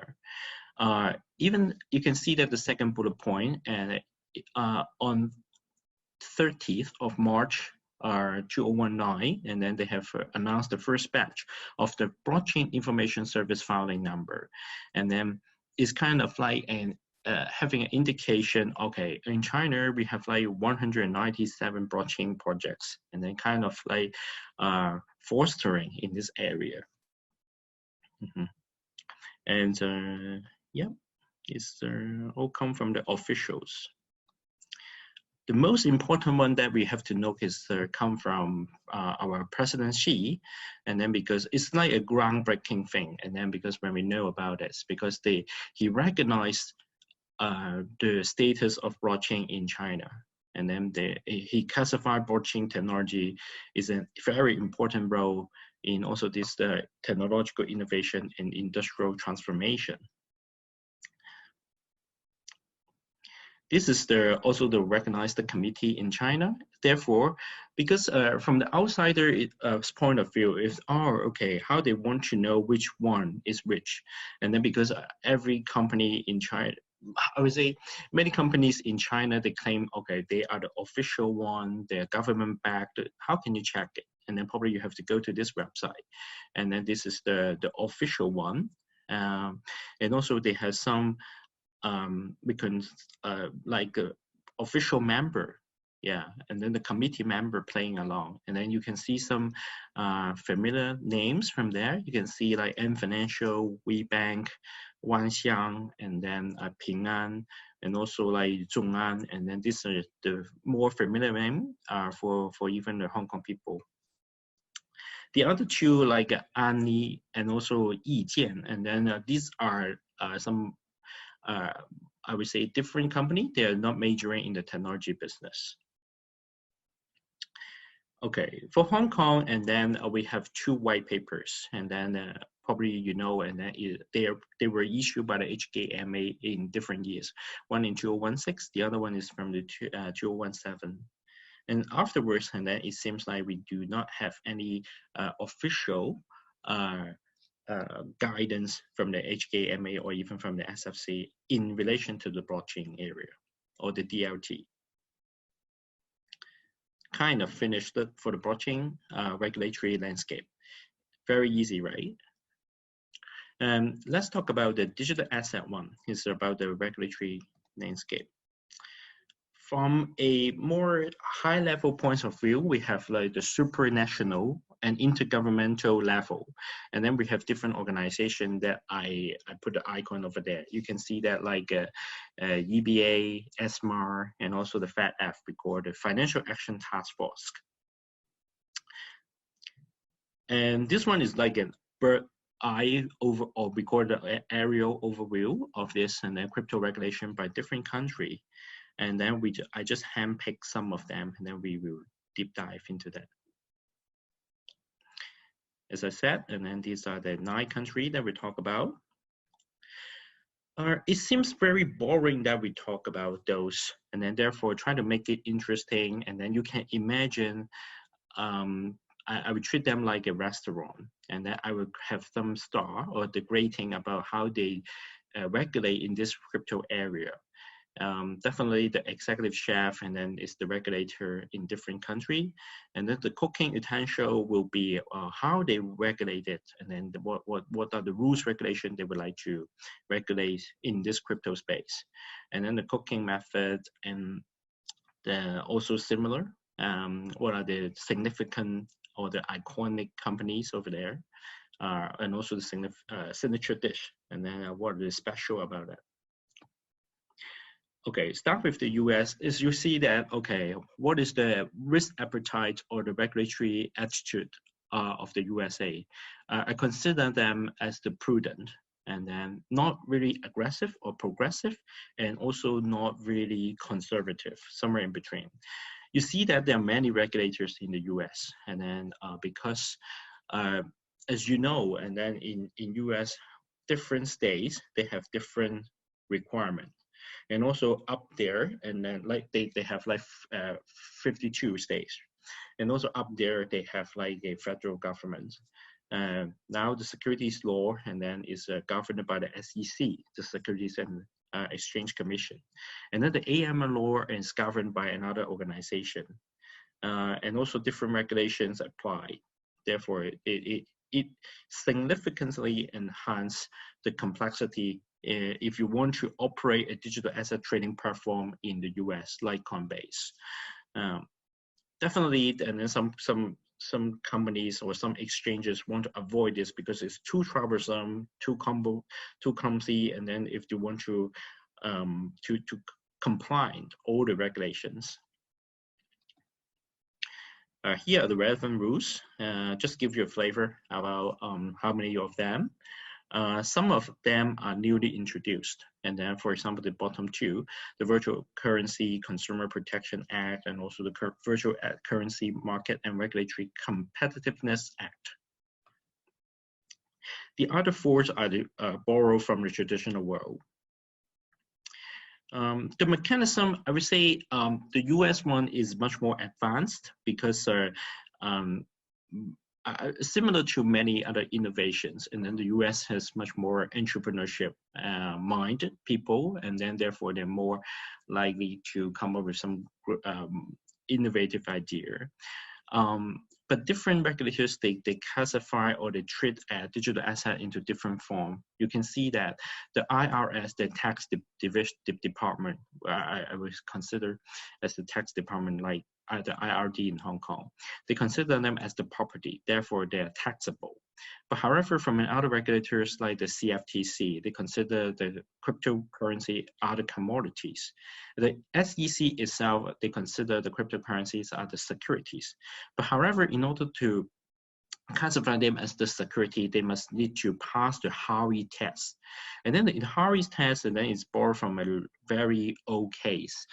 Old litigation case, and then which is, you can see that is from the 1946. And then in order to be classified as the securities, it must meet all four criteria. And then it must be an investment of money, expectation of profit in a common enterprise, and then with the profit to be gathered or generated by a third party through the efforts of a promoter, or we call it the service provider, etc. You can see that the FinCEN, and then they consider the virtual currency exchangers or administrator, they need to have the MSB license. MSB license, I think in the earlier slides that you see that is the money service business license. In future, or actually right now, we have the FSOC, the Financial Suitability Oversight Council, and then only focus on the cryptocurrencies. You can see that many regulators, and then the different regulators do not have a uniformed view on the cryptocurrency or crypto asset. Yeah, this is kind of like bizarre. Worth mentioning, and then in the US market, and then as I mentioned many times by now, and then Coinbase is one of the recognized and also the kind of the oldest virtual asset trading platform by now. BAC is relatively new, and then it was founded in 2018. The important thing is the mother company of BAC is from the ICE, Intercontinental Exchange, which means BAC is actually a sister company of NASDAQ. NASDAQ, probably we heard about it, and yeah, heard about that. For the Blockstack, and Blockstack is other company, and then which is founded quite recently, and also is the first ever one, and then to be the US SEC qualified and also approved the token by the company. Oops, sorry. Okay. And then another regulator is from the UK, and then also prudent. And then as you see that, and then UK, US are very similar. And then they have also the regulator, the FCA, and also I don't name out all the names, as you can read out from this diagram, from these lines. But mainly to regulate this digital asset area, they are two: the payment services regulation and also the e-money regulations. For the mechanism, so far, there's no specific rules, regulation, or registration so far. But I heard that there is one coming up, very soon. Worth mentioning, and then you see that different companies, one is called the Circle. Circle, they have also a digital asset trading platform called the Polinix, which sold to a Chinese company, I think last year. The other one is called the GDF, the Global Digital Finance, which is a non-profit making company, or we call it body, or you have a different working group. It's like a self-regulatory organization. The third one is called the Prime Factor Capital, which is the first crypto hedge fund in the UK. From the UK's point of view, which is quite innovative. Okay. The third one is about Switzerland, and then I would say it is progressive or aggressive. The regulator is called a FINMA, different rules, regulations. Because it's a bit different from the US and the UK, Switzerland want to make themselves as the crypto valley, crypto nation. And then they have different acts they're the kind of like the first, I think the first or second one who come into this crypto space. They are very eager to regulate this market and also to embrace the digital asset. Three worth mentioning companies. One is called Vontobel. Vontobel used to be like a small private bank in Switzerland, and they also kind of like the first one to open up their digital asset vault in Switzerland. The other two, which are, I would say, very similar, they are called the SIBA and also the Signum. And then they were the first to obtain the digital bank license from FINMA, from the regulator in Switzerland. I think both of them have, Signum is the one who is located in both Switzerland, and then they open up a branch in Singapore. But SIBA is still exploring whether they should establish a branch in either Hong Kong or in Singapore. Okay, our China, sorry to say, is conservative in this area. I would say for the blockchain, China is very open, but however, going down to the digital asset itself, and then is conservative. Here are the regulators in China in this crypto space, and also the relevant rules and regulations. The most important news or the announcement issue so far is from this one, from the September 2017. And then because this statement has clearly stated that, and then the ICO is kind of like forbidden in China. And also after 1 year, and then the Chinese government restate that, okay, no longer having the crypto asset and also ICO because they consider them as illegal. Therefore, it triggered many well-known crypto asset exchanges flee from China. For example, like Binance, OKEX, and also the Huobi. And then, however, or interestingly, China is conservative or banning those digital assets like Bitcoin, Ethereum, or those kind of crypto assets. But on the other hand, they issue their own. And then probably you read some news by now, and then like the DCEP. This is the term coined in China, the digital currency electronic payment, rather than the international use the one because for the US or UK or even from other newspaper, they quote like central bank digital currency, but in China they call it like the DCEP. This person is very important, Wu Changchun, and then because he is the deputy director, and then kind of like publicize all the news about the the DCEP right now. His predecessor is the one called Au Yeung, and then he is the one starting to plan or to design this DCEP since 2016-2017. And yeah, Japan, the attitude is also progressive. Also like many technologies, and then Japan also the first starter in this area. Here are the regulators.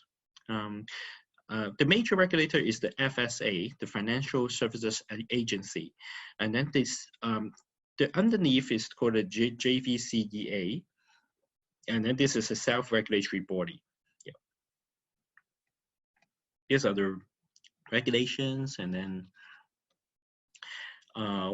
wealth mentioning is called the Bitfire, which is founded in 2014 and they're first licensed, and therefore you see that, and then it's kind of like early starter in this area. And many different companies join in this area. Like you can see that, oh, even the messaging company like Line, they also come into this crypto space. Time is running short, therefore I try to speed up a bit. South Korea are considered as the prudent. Many regulators over here, unlike US, are still okay. Different rules. I like to mention this one is that because the Upbit is the exchange in Korea, and they have like a token also on blockchain called the Clay, and also on the right hand side you call the like a Clayton, and then which is the surface-centric blockchain developed by a company called the GroundX. But all these three companies are cousins, I would say. They all come from a company called Kakao. Kakao, as you know, that is a very big payment or mobile payment, or now is many different things like fintech company in Korea. You can see that this is the big picture of the Clayton. Yeah. Mm-hmm. They try to be like, I don't know whether you have heard about Libra, and then they try to form their Korean version of Libra. Mm-hmm. Okay, back to Hong Kong. Hong Kong is prudent, and then Hong Kong, as we know that we have two major regulators. One is the SFC, the other one is the HKMA. So far, I would say there are no rules regulation, because what the SFC published in the 2018 is the first one, which is actually the conceptual framework.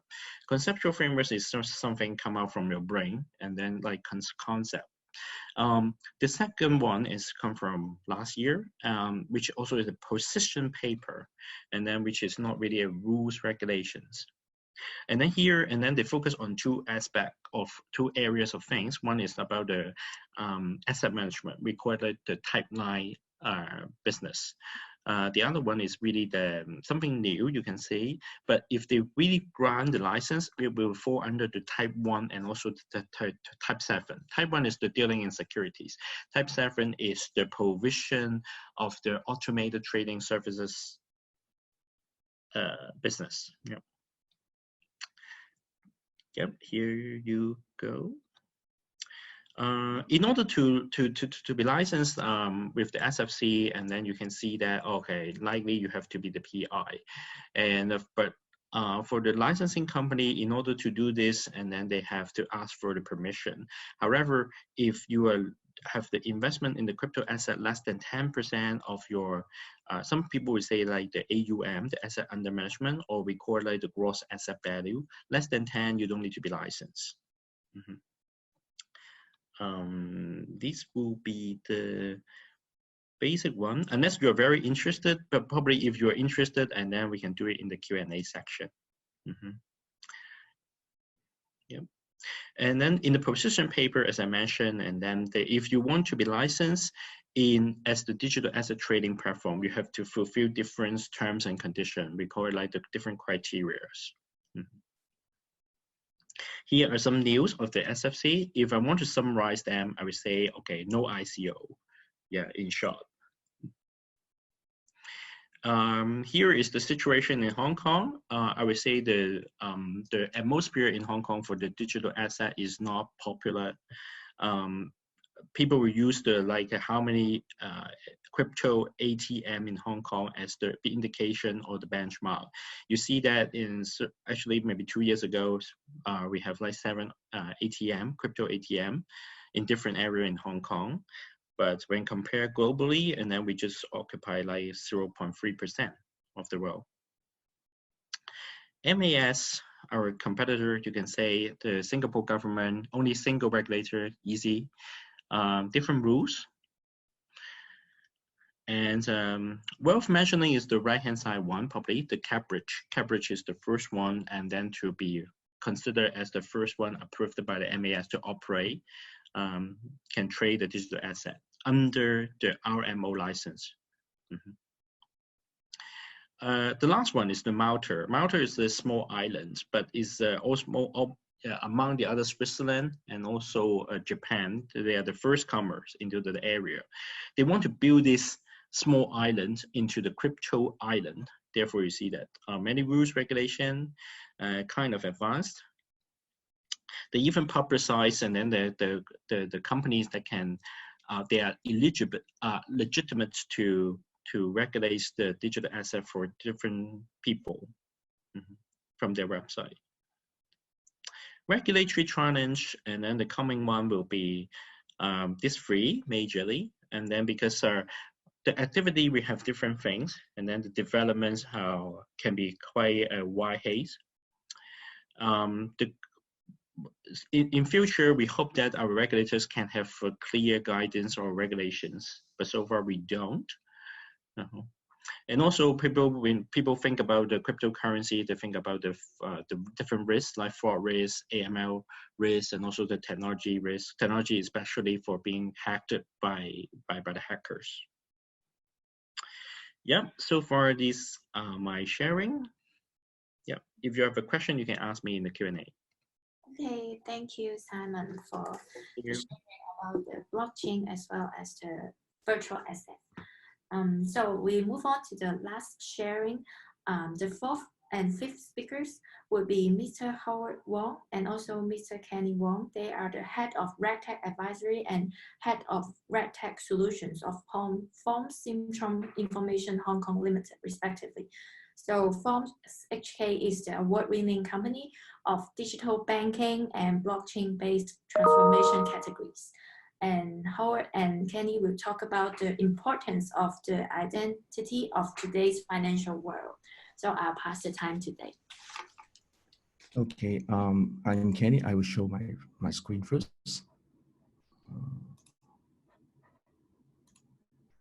Did you see my screen? Yes. Okay.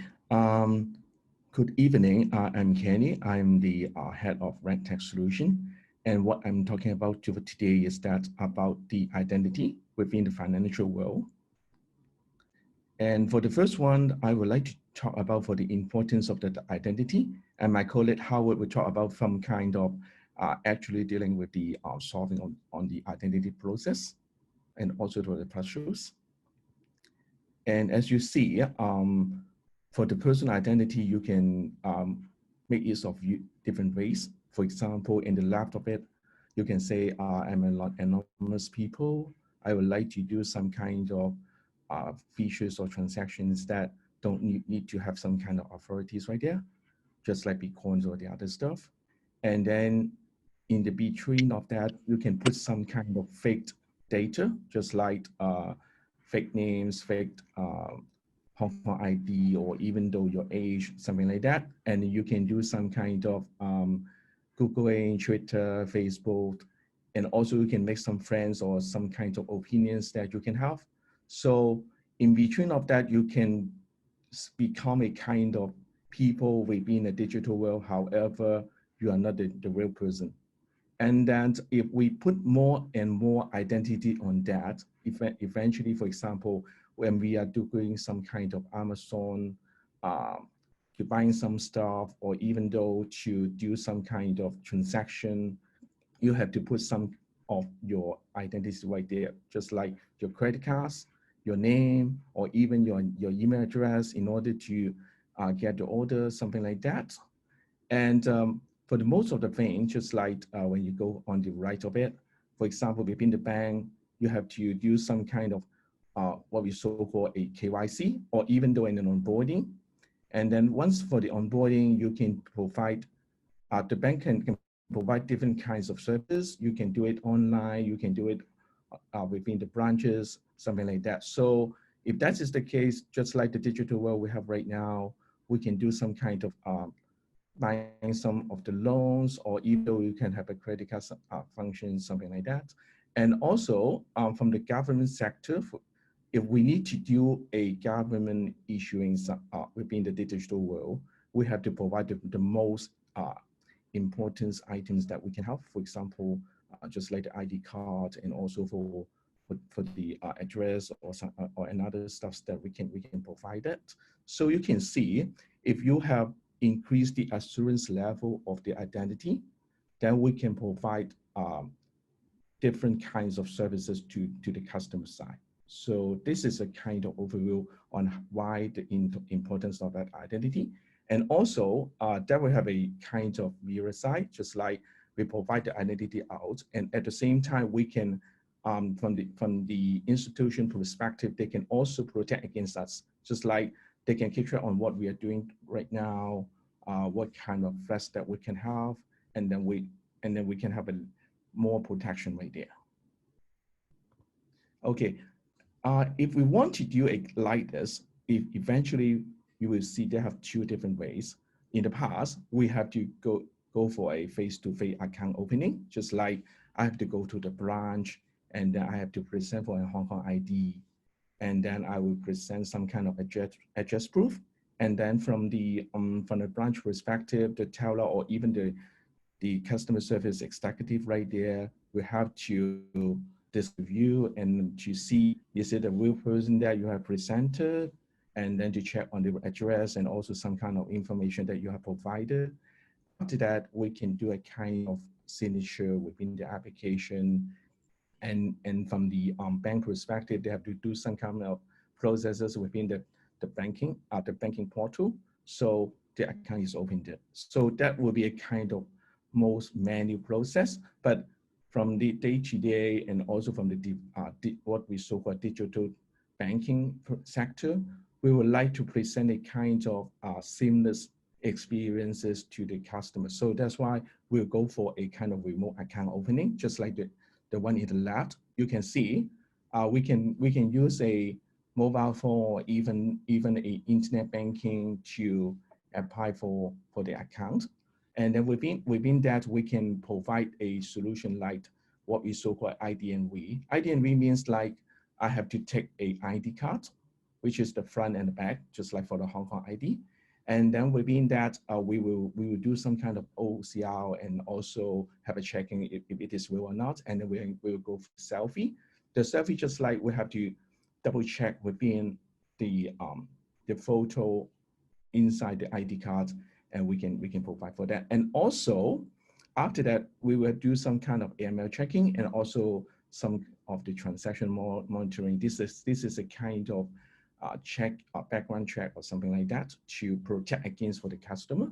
And after that, we can do just like at the right lower corner, you see it, we can create the authenticators, just like the authenticators that we can do within the mobile phone, just like for the Face ID, Touch ID, or even a simple passcode. So that will be the case, like we can go through these kind of processes, and then we can open the account. So once we have already done that, eventually we have already created what we so-called digital identity. So if that is the case, then we can use our own mobile phone as a kind of device to do different kinds of functions. So if you see in the left of it, the first thing we have to do some kind of what we so-called device finding. The device finding is to find a device to a single person.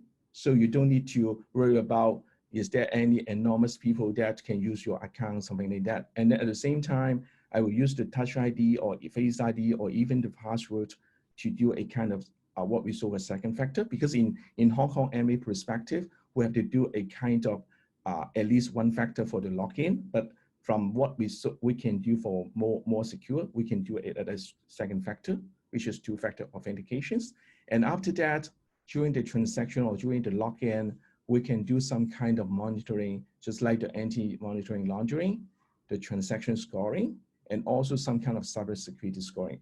This kind of scoring just like to protect against for the devices or the environment that the customer can view, and then they can be make use of the transaction more easily, more happily, and more securely. So after that, you can see at the right side, we can, based on the scoring that we can provide, and then we can let the customer to do it, or even though we have to do a step up by using a kind of SMS OTP or the others means of its security forms, and then, or maybe you can cancel the transaction. And also, because of this, we can make use of these two factors and to provide different kinds of transaction during the login. And also, even though for the high-risk transaction, just as I just mentioned it, for example, I can put the CAPIN as a third factor, SMS OTP, selfie, voice, or the others means of the security measurement. So we can do more transaction in a more security way. This is what we can do within the banking sector. And from the long run, or even within right now, we can have a more security environment that we can provide.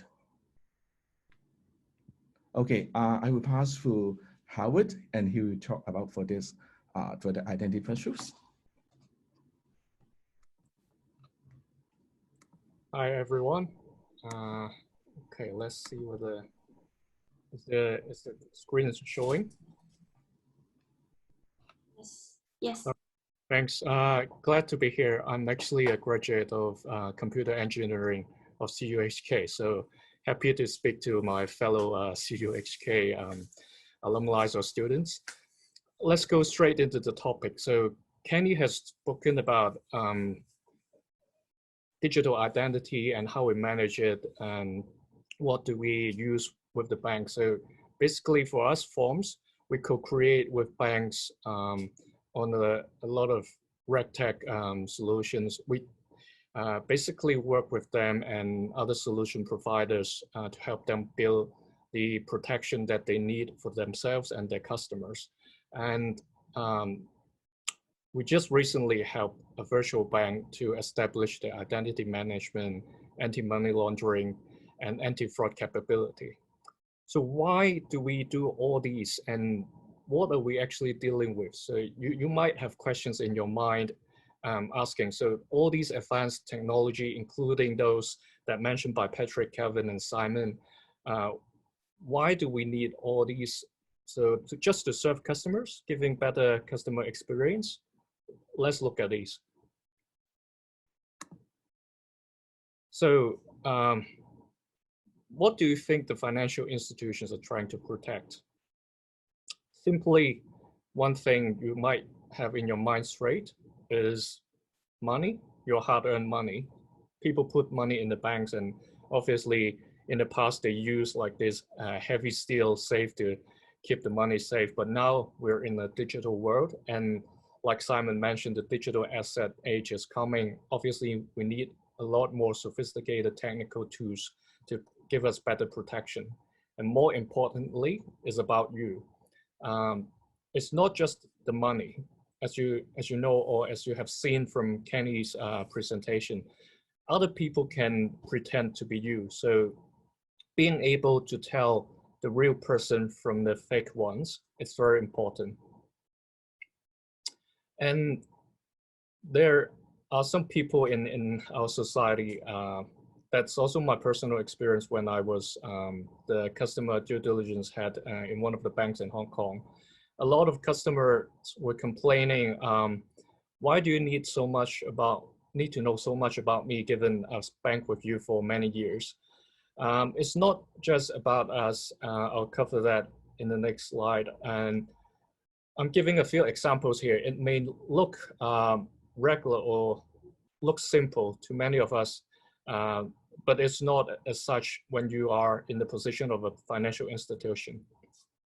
So we can be any of these people. So some of us could be firemen, some of us could be students, chefs, some of us could be doctors or construction workers, etc. Many different occupations. How do financial institutions know that us, and what does it mean to them?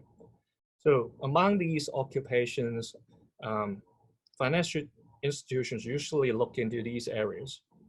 The form of income, because for general public, we may think, oh, everybody has a job, everybody get paid, there's no big deal, it's the same.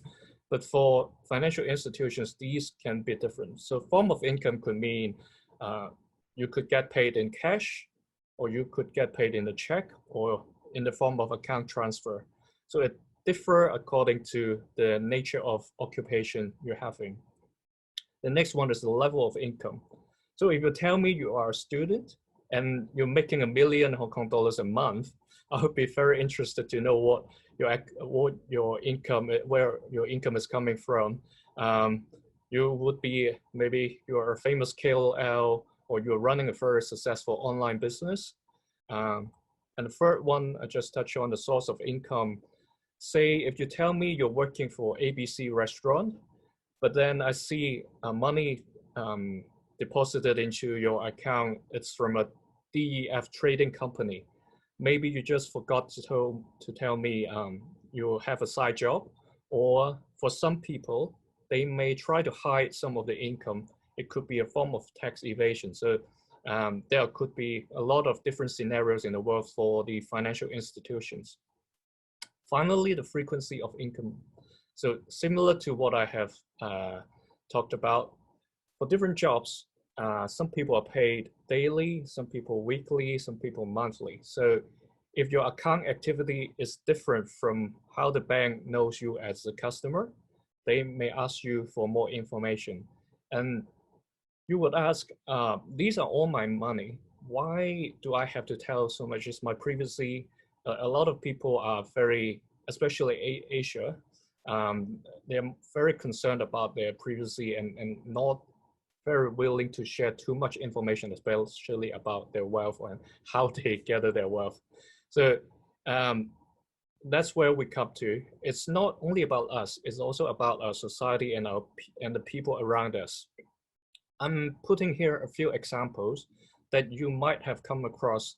Some are, these are not a holistic list because some are more foreign to us, but giving these, you know what exactly I'm talking about. And for those that always dream that we have a very beautiful, bright society or bright world, I'm sorry that I have to break your dream and show you the dark side of our world.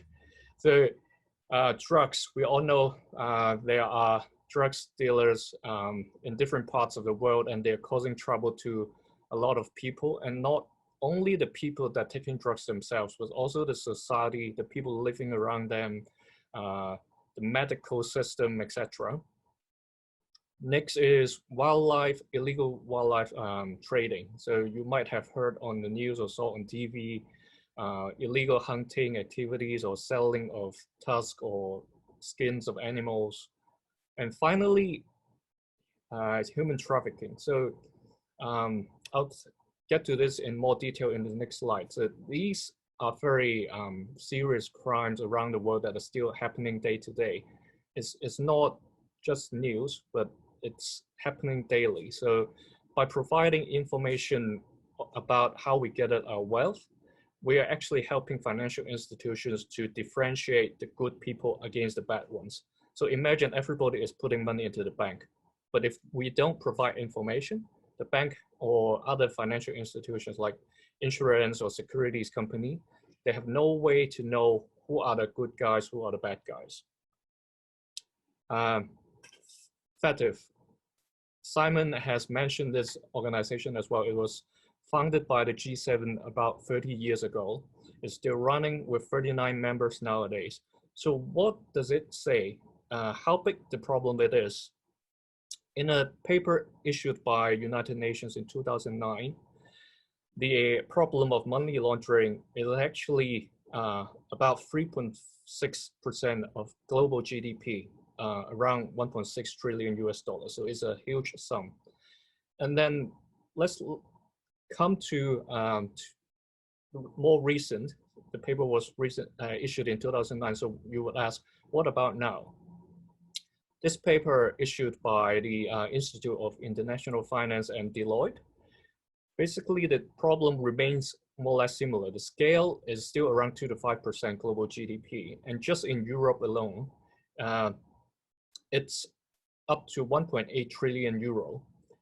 And more importantly, that's why there are a lot of people, including us and financial institutions, a lot of fintech companies mentioned by Patrick, Kelvin, Simon, are doing a lot of work. As you can see here, is less than 1% of illicit financial flows are being intercepted, meaning the other 99% are still flowing around in our financial system. And that's not a good sign. It's a very bad sign indeed. Next, if we look at FCA, the UK authority, just last year, they issued this saying 800,000 people are being trafficked into slavery, forced labor, etc. And actually around 40 million people is still living in a form of such modern slavery. So it is a huge problem. So I don't want to just stop at numbers. If you look at 40 million, a lot of people don't have the concept or idea. I'll show you here, and then you have an idea of what 40 million actually means. Look at these countries, you know them. Spain, Canada, Saudi Arabia, Argentina, Ukraine, Malaysia. These countries are having population of around 40 million. So the problem of human trafficking and human slavery is as big as the size of these medium-sized, or some of them even large-sized country. So it's a very serious issue that we are trying to tackle through all these regulatory technology, working with banks and RegTech or fintech companies. So finally, what next? So we talk about a lot of these problems and a lot of these 99% issue going on. Thanks to Simon, Kevin, and Patrick, they touched on these a little. With digital asset coming in, it's certainly important together with physical assets, etc. More holistic solutions has to be working together. So according to Forbes, the market here for RegTech around the world actually is huge. So in 3 years' time, it's going to be 6 to 7 times of investment compared to 2018. And 40% of these investment is going into the RegTech domain. So there's a lot of demand and we need a lot of talents in this area. And then these are the technology areas that would be of high demand in our view. Robotic process automation, Kevin has touched on, as part of AI. It helps the operations and also customer interaction, natural language processing as well. And then pattern or network analysis it could be on blockchain, or it could be just transaction detection that Simon has also touched on. Big data ecosystem is what introduced by Patrick. He talked about API ecosystem, and these big data ecosystem is going to ride on API technology. So by big data here, we mean it could be from government bodies like tax, Inland Revenue Department, or as utility companies. We want to know the person is you. So through these, and then also the income level, spending behavior, maybe your mobile payment companies, etc. And then a lot of people are concerned, especially here in Hong Kong as well. We heard from a lot of interviews. They're worried that with that much of data, are their privacy being protected? And that's where the last item, the privacy enhancing technology, comes in. So if you go search in Google, there are a lot of countries, including UK, etc., working on this front. So with technology, how do we protect the privacy or the data of individuals? So with all these technology, we're trying to achieve 3 things in conclusion. One is customer experience, making it easier, simpler for you to bank. And then accuracy and efficiency for the banks themselves to identify yourself and do anti-money laundering. and they want to be scalable and agile because a lot of new regulations are coming in, like Simon has mentioned, and also Kevin.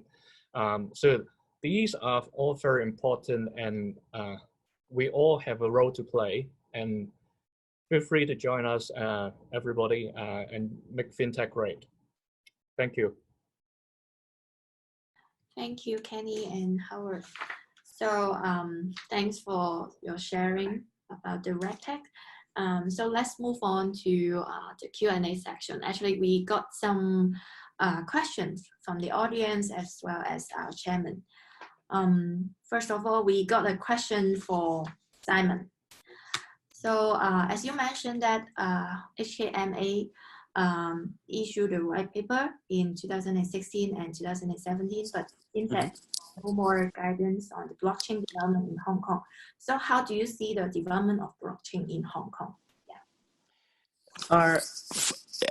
For blockchain development that I see has never been stopped. It's just a milestone that to me, and then is my opinion will be they just issued two white papers, and then it's like more like a milestone, and then afterward, and then they still move on. I knew that they have many projects are undergoing, and then I think they have even a project. They have a project called the Project Lion Rock, and then I think it's publicized, and then that one is related to the central bank digital currency, which is the Project Lion Rock itself, and then it is related with the Bank of Thailand.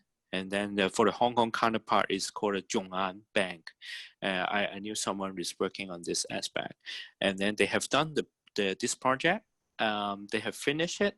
And then therefore, I think early this year or last Hong Kong FinTech Week, they have already publicized it. And then they are actually doing the phase 2, which is how the central bank digital currency, okay, they have already build up the network or the infrastructure of that. And then now they're thinking about how the central bank digital currency and then to be connected with the payment industry. They have already lined up we call it like the project manager or the consultant, and then to outsource this kind of thing. They're already doing the second phase of it. I think this is a part of it. Yeah, again, and then never stop. And then just the two papers are just a part of it. Yeah. Mm-hmm. I see. Thank you. And one more follow-up question from our chairman. Like, we'd like to ask if SWIFT will be replaced by blockchain. What do you think? SWIFT transfer. Will SWIFT replaced by blockchain?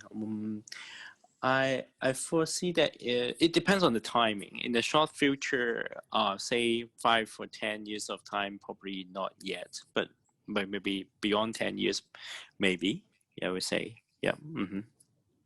Yeah, because there's still the major, and I mean, because it will really very disruptive technology. People will, and then maybe a little bit political at this atmosphere, because maybe we are calling like. We are having the Sino-US war, and then therefore the Chinese government actually is accelerating the development of the DCEP, and then therefore they try to have their own network or the ecosystem for using DCEP. But however, as you know, the blockchain is not talking about yourself.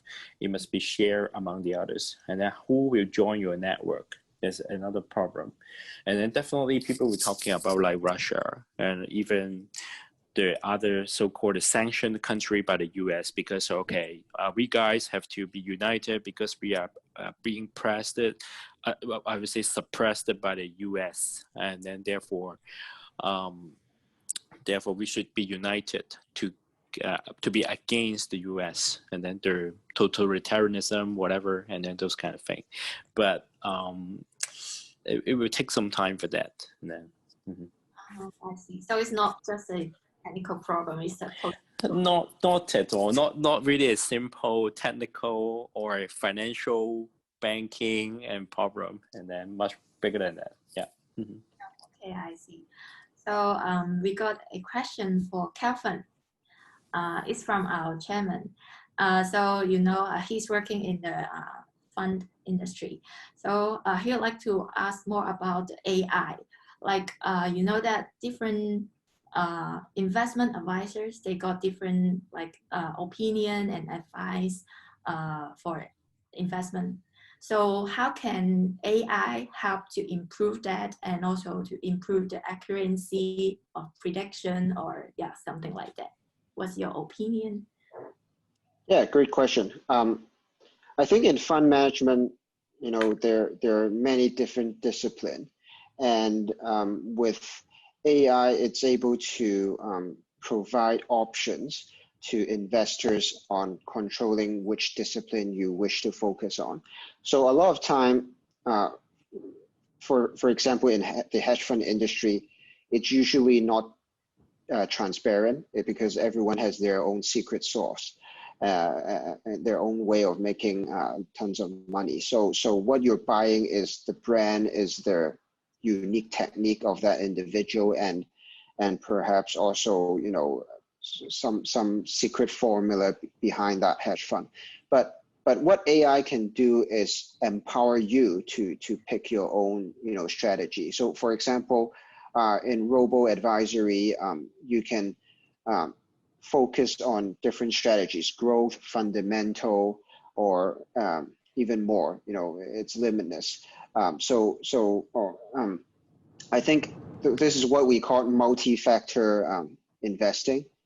So it's about picking what signals you want to focus on, be it interest rates or you know, GDP growth, or even on a fundamental company level, sort of market share, and you know, momentum, brand momentum, etc. So I think with more data being available, machine learning enables you to crunch these data at a much more accelerated rate, and by doing so, investors, even retail investors, can pick their own strategy as opposed to only having the professional investors, you know, doing their own work. So that's my view of how the industry has changed. It's become more decentralized, but of course, this has also made, you know, hedge fund more special. I see. Thank you, Calvin. Thanks. So we got questions for Patrick as well. Okay. So how do you see the development of open API in Hong Kong versus other countries in the world? Which country do you think is the most advanced in terms of the development? And also that Hong Kong, they got the data analysis, and they said that not quite good comparatively to the world. What's your opinion regarding that? Okay. So I think I cover a bit on my sharing as well. I think there's no single point to talk about which is a better, etc. This is a balance. So I have a slide shared that talking about regulations. I think in the European country, they are very well established on the system. So they have the IFTA to have the governance. They ensure the open API consumer will purchase the insurance and have enough capital, etc. So they are more on the risk-based approach. So I would say that it is more on a regulated oriented. They are very good. But as said, there's always a balance. So it is having a good balance and also the good experience and use cases. And on the other hand, we do see in the past few years in China, they have a lot of innovative idea, and then they are doing more like a try and error approach. So they do a very aggressive growth, and then they found the problem, and then they fix it very, very quickly. So they do have a very agile approach. Although some of the issue may be quite serious, but they can fix this very, very quickly. So talk about the contextual use cases, and also with the larger amount of populations, some of the use cases very unique in China. So talking about the contextual experience, I would say in the mainland China, there are a lot of significant cases.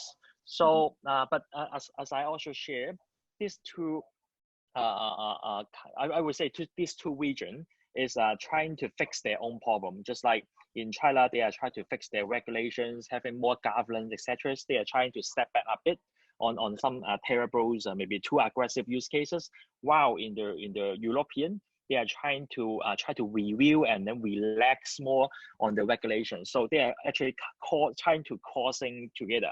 While talking about the next wave, talking about in Hong Kong, Singapore, Australia, etc., they are learning from both sides. So I would say that talking about these three regions, we do have some experience that we can borrow from these regions. And I think in Hong Kong, this is even in a more unique and challenging role, because this is they have a very unique culture in mixing the East and West. And then we do have, for example, even ourselves, I have a client, they want their algorithm to put in the Western server, but they want to exchange to China market. So this kind of thing is really unique to Hong Kong. So I would say if Hong Kong can address some of these issues, it will be a very, very interesting open API infrastructure and ecosystem compared with the others, and especially talking about the Greater Bay Area. So that's what my thought on the open API ecosystem. And just like what Simon's talking about before, this is not purely technical problem, but how to handle the concern, the cross-border handling, etc. So this is a mix and match on the technical use cases and data protection issues. Yeah. Okay, thank you, Patrick. So we also have the last question for Howard and Kenny. It's about the RegTech. We know that the regulators have lots of guidelines and regulations to banks and financial institutes in Hong Kong, and RegTech development is getting more and more advanced. However, it's quite hard for the small and medium financial institute to adapt to the new RegTech technologies or the regulations. So do you have any suggestions to them? And how do you see the RegTech development, especially in Hong Kong and to different size of financial institution? Yeah. Okay. How you want me to answer, or I go to answer them? First, okay. Okay. Eventually, for what you are asking is that just like what you mentioned, that for this what we so-called tier 2, tier 3 banks, they may have a lack of the power to do a kind of RegTech solution, something like that. From this point of view, eventually on what firms can do is that we can help, or even on helping a kind of consultancy, just like what Howard did right now. He would do some kind of advisory. And for my side, I would do some kind of, to find this, what we so-called off-the-shelf solution that we can provide to the customer. So that will be much more easier for them to know about what they need to go for fit within the from regulatory perspective, what they need to do for that, and also even in the future time, what they can put within the banks. So from our perspective is that although from the regulatory perspective, it will not be easy for the bank to go in touch, but at least from our perspective, we can do whatever we can do, and then we can advise on what they can do for that. Let's say from the operational perspective, from the technical perspective, or the others. Maybe how we can complement. So Kenny is right, and I think it's important that we look at what particular banks we're talking about. There are banks that only need to look at local regulations, but there are some regional banks here in Hong Kong. They have to watch out for other regulators as well, like the AUSTRAC or MAS. So it's important that we understand the challenges. So I think most of the banks, if you ask, they have their compliance expertise, but when it comes to RegTech changes, they may not have that many engineers on the ground to make the change. And usually a lot of these regulatory requirements come in within a very short time frame. So when I heard the question, I was like to give a short answer saying, come to us. But yeah, it's actually like that. So we need to look for partners. So may it be solutions providers or companies like us where we provide engineers and domain expertise. It's through teamwork, collaboration that we can make this happen, even for the small and medium-sized banks and other financial institutions. So nobody can complete this or tackle these challenges on their own. Yes, Yep. true. Partnering is very important. So that's the end of today's webinar. So thank you all of you. And I believe the audience learned a lot about open API, AI, and NLP, blockchain, virtual asset, as well as RegTech. So thanks again to your support and your precious time after work today. Wish you a good rest tonight. And thank you all. See you next time. Thank you. Okay. Thank you. Thank you. Bye-bye. Thank you. Bye-bye. Thank you. Thank you. Bye-bye.